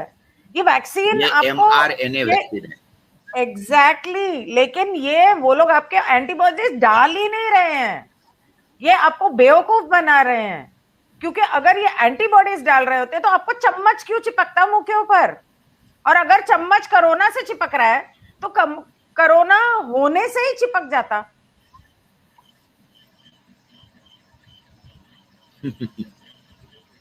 ये चीज समझ में क्यों नहीं आ रही लोगों को? इतनी सी बात क्यों समझ में नहीं आ रही है? अभी तो ये भी बात प्रूव हो गई है कि वैक्सीन के अंदर बोहन सीरम डाला है, और लोगों को ये भी पता नहीं होता है कि ये what is this Bohn serum. अच्छा, वो क्या है? बोहन सीरम माने ये गाय के बछड़े का खून। हाँ, वो बताया डॉक्टर जगदाले ने। हाँ, तो तरुण ने तो परसों करो जब इसने एक वीडियो भी रिलीज किया है उसके बारे में कि किस तरीके से हुआ है। अच्छा, दिस गवर्नमेंट हैड एक्सेप्टेड, ये जो अपनी भारत जो है वैक्सीन बनाने वाली कंपनी, क्या बोलते हैं, उन्होंने एक्सेप्ट किया ना, उन्होंने आरटीआई के अंदर जवाब दिया कि yes it contains Bohn serum. अच्छा वो छोड़ो, मेरा ये बोलना है कि चुप क्यों बैठे हैं? नहीं, मैं भी हिंदुत्व वगैरह लेके नहीं बैठा हूँ, मैं बोल रहा हूँ मैं आपको नहीं नहीं नहीं, मैं ये बोल रही हूँ कि हिंदू बात बात के ऊपर इतना बातें बवाल करने मचाते वाले। हैं, इतना बवाल मचाते हैं, तो ये गाय का खून जो डाला है उसके ऊपर कुछ क्यों नहीं बोल रहे? मेरी देखो, सोसाइटी पूरी गुजराती जैनों से भरी पड़ी है, और वो लोग दिन रात वैक्सीनेशन लो के मैसेजेस ग्रुप में डालते रहते हैं। मैंने उनको आज एक स्टेटमेंट लिखा कि उसमें गाय का बछड़े का खून है, एक रिस्पॉन्स नहीं आया, नहीं एक देखो, मैं रिस्पॉन्स आपको नहीं यहाँ, आया। I would like to quote one thing here. देखिए, जब बंदरिया के जान पे आती है ना, तो बच्चे को पाव के नीचे लेती है। ये आपने कथा सुनी होगी कि एक क्या बोलते, टैंक के अंदर बंदरिया को डाल दिया और उसके बच्चा साथ में था, और वो टैंक के अंदर पानी पानी भरते चले गए। एक समय ऐसा आ गया कि बंदरिया का नाक के ऊपर से पानी गया और वो मरने लगी। उसने क्या कर दिया, बच्चा लिया, बच्चा पाव के नीचे रख दिया और वो खड़ी रही, क्योंकि उसको सांस लेनी थी। तो ये जो मरने वाले लोग है कि नहीं, ये तो इनकी सारी ढकोसले वाली ये बातें रहती है, हिंदू गाय वगैरह, वो छोड़ो उसको। मैं बोलता हूँ कि चलो एक बार माफ कर देते हैं ऐसे लोगों को कि जो बोलते हैं भैया जान पे पड़ी है, छोड़ो ना, क्या गाय वगैरह लेके बैठे, छोड़ो उसको, चलो एक बार माफ कर दो इनको। लेकिन मेरा ये बोलना है इसके अंदर से कि ये जो पेटा वाले जो है, जो बात बात के अंदर वो बोलते कि ये एनिमल के ऊपर ये मत करो, वो मत करो, और वो पेटा का सुन के हमारी मेनका गांधी वगैरह बोलती है कि कुत्तों को मत मारो, जबकि कुत्तों के कारण अब लोग मर रहे हैं। ये किसान लोग मर रहे हैं हमारे, क्योंकि जंगली जानवर इतने ज्यादा हो गए हैं, सुअर बढ़ गए हैं। तो ये जो पेटा वाले लोग हैं, अब क्यों चुप बैठे हैं? वो तो हाँ, इंटरनेशनली फेमस वाले लोग हैं, वो एग्जैक्टली, क्यों बैठे हैं चुप? एग्जैक्टली, उनको तो पता है ना एग्जैक्टली। कि वैक्सीन क्या होती है, और उन्होंने तो ये भारत बायोटेक ने तो एक्सेप्ट कर लिया, बता दिया। और उनको तो पता ही है ये कि वैक्सीन कैसा बनता है, इसके अंदर क्या क्या इंग्रेडिएंट होते हैं। राइट। हम्म। पीटा वाले चुप बैठे हैं, यही तो पेटा वाले परेशानी चुप है। है। अरे मैं आपको एक बात बताऊंगा। मुझे आज सुबह एक आदमी का फोन आया, वो बोले साहब मैं हम्म, पीएफ ऑफिस में मेरे पैसे अटके पड़े, मुझे जाना है वहां पे, पीएफ ऑफिस वाले मुझे अंदर नहीं आने देते। बोले क्यों? हम्म, तो बोले नहीं, वो बोलते कि नहीं अभी ऑफिस बंद है और आपने वैक्सीन नहीं ली है और आपने वो कोरोना का टेस्टिंग है, तो आप ऑफिस के अंदर नहीं आ सकते हो। मैंने बोला जाके उनको बोलो कि लिख के दे दो मेरे को। तो इतने तरीके से लोगों को कॉर्नर किया जा रहा है कि मैं आपको बताने की यानी बता नहीं सकता। तो आपके गांव में या वहां पर, आप मतलब गांव है टाउन है मुझे नहीं पता, मैं कभी अकोला आई नहीं, वहां पर क्या करते हैं लोग जब उनको ऐसे कॉर्नर किया जाता है? अब क्या है, अभी किसान तो देखिए ऐसे बेचारे रो रहे हैं। हमारे बैंकों में अंदर उनको लोन नहीं मिल रहे थे, क्योंकि वो सारी बैंक बंद थी। उसके बाद में बैंक के अंदर आपको जाना है तो ये इसका टेस्टिंग का सर्टिफिकेट लेके जाओ, और ये तो सारा आरटीपीसीआर वगैरह जो है वो तो आपको भी पता है कि ये इसके लिए टेस्ट बनी नहीं थी, कितनी नौटंकी हो रही है। उसके बाद में वो तो पैसे दे के वो तो पूछते हैं कि अगर आपको कौन सा चाहिए, पॉजिटिव चाहिए निगेटिव चाहिए, ये बातें हुई है। मेरे कई दोस्त थे, अच्छा। अभी आपको मैं बताना चाहूंगा, मेरे कई दोस्त थे जिनको फ्लाइट से जाना था। फिर वो बोले यार वो फ्लाइट के अंदर जाना है प्रकाश भाऊ, हमारा वो आरटीपीसीआर करवा दो। तो मैं अपने मैसेज देता था कि भैया इनका टेस्ट करवा दो, निगेटिव भेज देना, तो निगेटिव उनको टेस्ट मिल जाती थी। ये हुआ है, ये सारा नौटंकी है। और अभी क्या है मालूम है क्या, कि लोगों को अभी इसकी आदत पड़ने लगी है। एक बात समझो, वो बोलते कि चलो अभी लोगों ने ये, उसके बाद में क्या बोलते हैं, इसके साथ में कोरोना के, अच्छा हमारे प्राइम मिनिस्टर साहब भी बोलते थे कि आपको अभी कोरोना के साथ में जीना है। तो अभी लोग जीना सीख गए कोरोना के साथ में। तो इसलिए अभी ये मुझे तो नहीं लगता कि भारत के अंदर कोई रिवॉल्यूशन होगा, या कोई लोग उसको बोलते ना रिवोल्ट, रिवॉल्यूशन नहीं, revolt. I have no hopes. मैं निराश नहीं हुआ हूं, मैं तो मेरे तरफ से कोशिश कर रहा हूं। लेकिन अब जब इतनी बातें खुल गई है तो ये अकल के अंधे बोलेंगे इनको, या इन लोगों को लाचार बोलेंगे। मैं अकल के अंधे भी नहीं बोल 24, सकता। मेरे ख्याल हाँ, से 24 या 25 तारीख को पूरे वर्ल्ड में रेवोल्यूशन मतलब प्रोटेस्ट होने वाला हाँ, है। प्रोटेस्ट है 24 तो जुलाई को, 24 जुलाई हाँ, 24 वर्ल्ड में। जुलाई को तो इसके ये पहले वर्ल्ड 15 में। मई को हुआ था ना जिनी जी। अच्छा, मुझे नहीं पता। अरे 15 मई को हुआ था ना पूरे वर्ल्ड में रिवॉल्ट। हाँ। और ये पूरा का अच्छा। प्रोटेस्ट हुआ था ना, तो भारत के अंदर कितनी जगह में हुआ। मैंने अकोला के अंदर कोशिश करी इसके बारे में। मैंने तो 24 मेरे अखबार जुलाई। के अंदर इसके बारे में बड़ी बड़ी न्यूज डाली। हाँ, नहीं 15 मई को हुआ था ना वर्ल्ड में। तो उस समय पे आपको बाइटिकल बताता, मैं मेरे अखबार के अंदर न्यूज डाली, मेरा आर्टिकल लिखा, उसके बाद में ऐड चलाई, उसके बाद में कई जगह पे कई ग्रुप्स के अंदर मैंने भेजा ऐसा ऐसा है, कम ऑन द रोड। उसके बाद में जो व्यापारियों की मैंने दुकानें खोली थी वहां मैंने बोला था कि भाई इस तरीके से प्रोटेस्ट है पूरे वर्ल्ड में है, तो 15 मई को आप रास्ते पे आओ और ह्यूमन चेन बनाएंगे हम लोग। हाँ, फिर ज्यादा क्या नहीं हुआ? करेंगे, ह्यूमन चेन इसकी फिर प्रोटेस्ट मैनेज में। तो मैं फिर गया क्या वो हुआ? मार्केट के अंदर, मैंने बता दिया था मैं यहाँ आऊंगा खड़ा हूंगा करके। आपको मजाक लगेगा, मैं वहां जाके खड़ा हुआ, वहां ऑलरेडी 10-12 पुलिस खड़े थे। तो वो मैं वहां गया तो 2-3 लोग मेरे साथ में जो थे, थोड़ी देर में देखा इधर उधर, मैंने तो दोनों जो 2-3 जन मेरे जो साथ में आए थे वो भी वहां से रफू चक्कर हो गए थे। यानी पुलिस का डर आजकल चोर उचोकों को नहीं है, पुलिस का डर जो सज्जन लोग है ना, व्यापारी है ना, उनको है। एक बात समझिए, ये कितनी बड़ी चेंज हो गई है। अरे भाई आपने कोई गुनाह वेरी ही नहीं सैड। किया, you are going to make a human chain बनाना ये कोई गुनाह नहीं है। और उसके बाद में लॉकडाउन है ही नहीं, लॉकडाउन तो खुल चुका था 15 मई को महाराष्ट्र के अंदर, हमारे विदर्भ के अंदर। उसके बाद में भी लोगों की हिम्मत नहीं है नहीं, ह्यूमन यहाँ चेन। तो अभी तक लॉकडाउन नहीं खुला पूरी तरह, दुखी कर दिया है, घुटन होती है, कब तक घर में बैठे रहेंगे? मैं बोला ना, लोग जीना सीख गए लॉकडाउन के साथ में और ये कोरोना के साथ में। कुछ यही तो मुझे, सबसे बड़ी परेशानी है कि लोग सीख गए, लोग अरे एडजस्ट कर भाई रहे हैं। मैंने मेरे पोतियों को पूछा, आपकी माहिती के लिए बताता, मैंने उनको बोला, मैंने बोला भाई तुम्हारी तो मजा चल रही है, अभी तो स्कूल नहीं है, कुछ नहीं है, बहुत अच्छा है, घर में रहना है। मेरी पोतिया बोलती है कि दादाजी ऐसा नहीं है, हमको स्कूल में जाना है, हमको तो स्कूल में जाना है। बोले हम बोर हो गए, बोले घर में बैठ बैठ के, बच्चे बोल रहे हैं। एग्जैक्टली परेशानी है। ठीक है, और कुछ शेयर करना चाहेंगे आप प्रकाश जी? नहीं, क्या है कि अभी तो ये अभी जो चल रहा है जिस तरीके से गवर्नमेंट ने और इन्होंने इस तरीके से बोला है, हमारे महाराष्ट्र के सीएम के साथ में भी मैंने कोशिश की है मिलने की। अभी ये हमारे पेंडेमिक के मिनिस्टर है हमारे महाराष्ट्र के, उनको भी मैं मिलने वाला हूँ। नितिन गडकरी साहब को भी मैं मिलने वाला हूँ इसके बारे में, उनको बताने वाला हूँ कि भैया ये सारा बंद करो यार, बहुत हो गया अभी नौटंकी, और पूरा देश बर्बाद हो चुका है, लोग ये हो रहे, परेशान हो रहे हैं। और वाकई में ये रहता था तो I am the last man to oppose it. I will be, मैं इनके साथ में रहता था, क्योंकि मैं भी देश का नागरिक हूँ, मेरा भी काम है देश को बचाना। लेकिन जब ये दिख रहा है पूरा का पूरा, then when proofs are available, और ये सारा का सारा दिख रहा है कि ये सारा का प्लान करेगा, ये नौटंकी है, उसके बाद में भी अगर ये सुधर नहीं रहे तो क्या करेंगे उसको। मेरे तरफ से मैं कोशिश कर रहा हूँ, लेकिन I have very few hopes, मुझे नहीं लगता, क्योंकि अब ये सारे लोग इसको मिले जुले हैं और सब एक ही, क्या बोलते उसको, कच्चा चिट्टा इनका एक ही। अब देखेंगे, let us hope. I am trying from my side. मेरे अखबार में मैं लिखता हूँ, मेरे आर्टिकल लिखता हूँ, मेरे घर वाले भी मुझे कई बार बोलते कि आप क्यों इतना लिखते हो, क्या होगा, ये हो जाएगा। नहीं, आप जैसे लोग अगर हिम्मत हार जाएंगे और पॉजिटिवली नहीं सोचेंगे तो फिर बाकी पब्लिक को उजागर कौन करेगा? उनके अंदर जोश कौन लाएगा?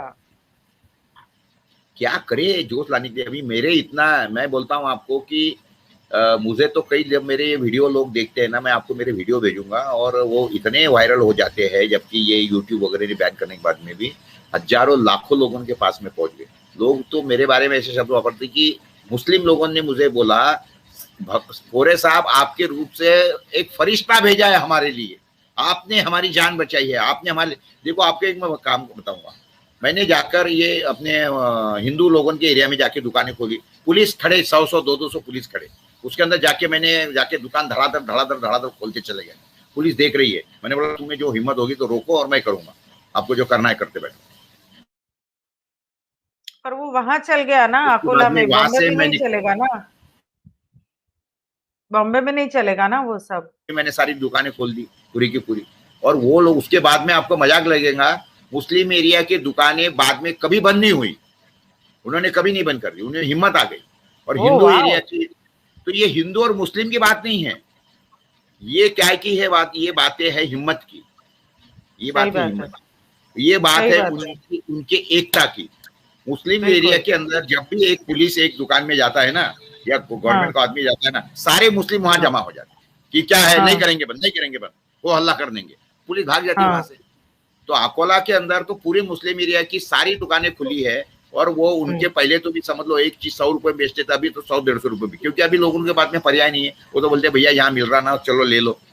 तो उनके मुनाफे भी बढ़ गए, उनका धंधा भी बढ़ गया उनका। मैं इसलिए तो मैंने मुस्लिम लोगों का अभिनंदन किया, जाहिर रूप में मेरे अखबार के अंदर मैंने इश्तिहार डाला कि आई कॉन्ग्रेचुलेटेड यू पीपल, कि आप में हौसला है, आप में हिम्मत है, आप में ये है करके, और एकता है। एकता है। और मैंने उनको दिखा उसके अंदर कि कृपया ये बातें हिंदू और मुस्लिम के साथ में ना जोड़े, इसको आप एकता में हिम्मत के साथ में देखें और जोड़े, वो एंगल में देखें, और हिंदू लोग इससे कुछ सबक ले, लेकिन नहीं ले रहे लोग, क्या करें।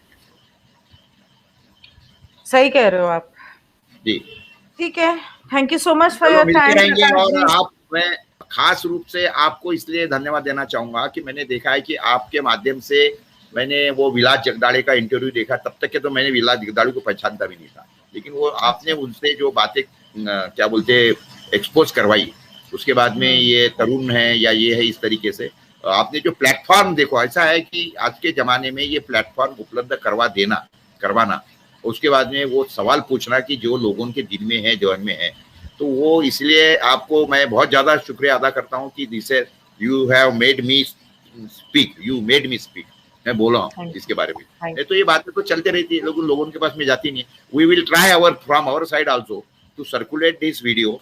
मैं इसकी कोशिश करूंगा कि थोड़े छोटे टुकड़े बना के 5-5, 10-10 मिनट के इसमें मैं वही करने वाली हूँ, इसको डाउनलोड करके मैं जैसे कल भी जो मैंने डॉक्टर तरुण के साथ किया था, उसके टुकड़े 2-2 मिनट के क्लिपिंग्स निकाल के, मतलब जो एक टॉपिक डिस्कस किया, सवाल जवाब, उसके ऐसे क्लिपिंग्स निकाल के शेयर करने, क्योंकि वो शेयर करने आसान हो जाएंगे।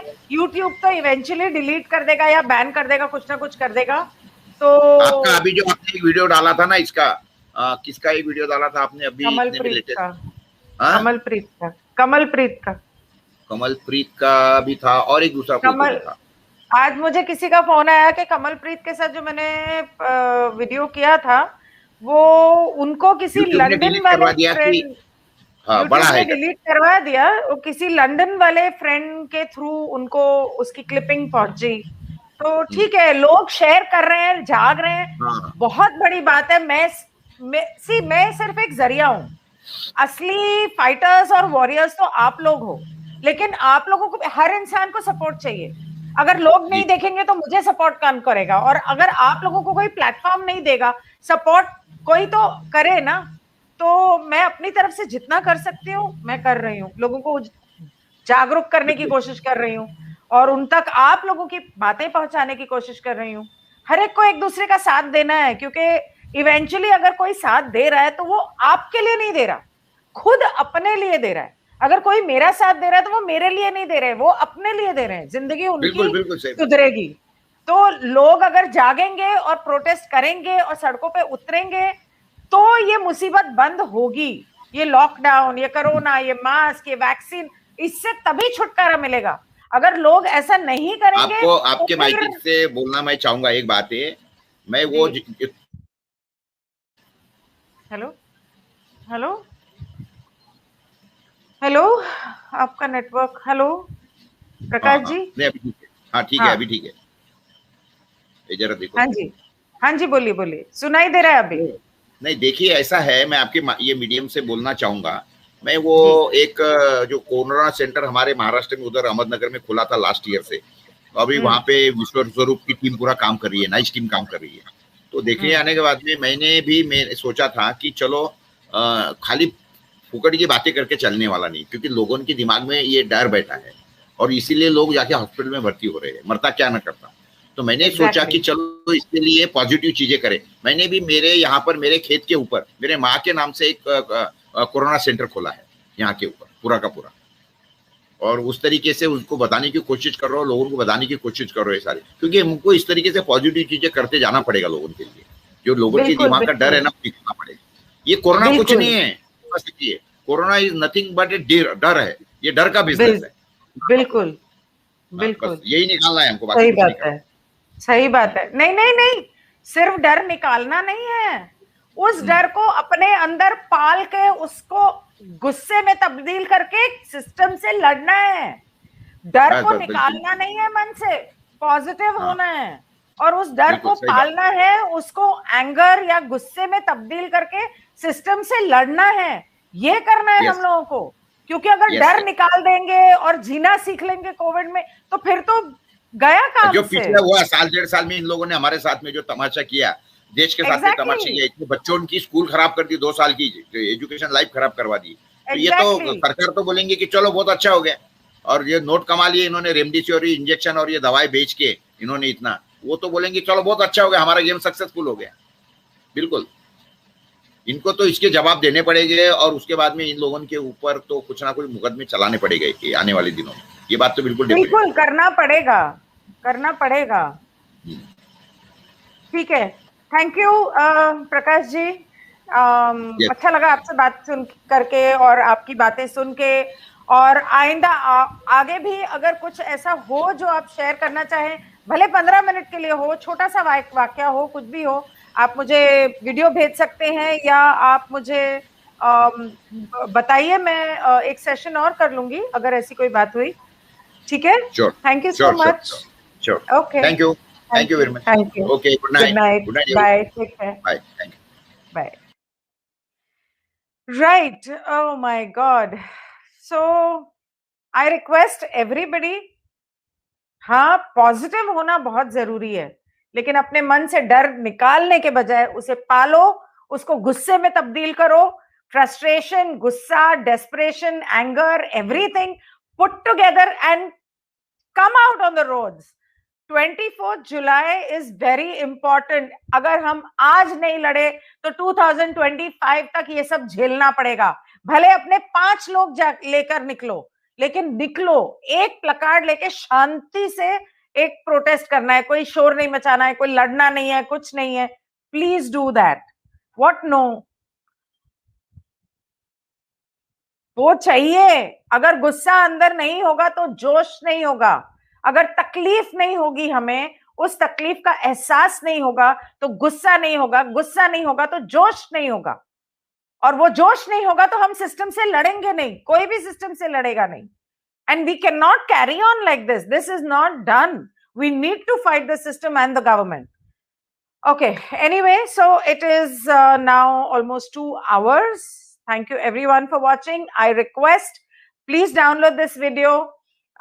It's going to take time processing, so I will not be able to download it very soon.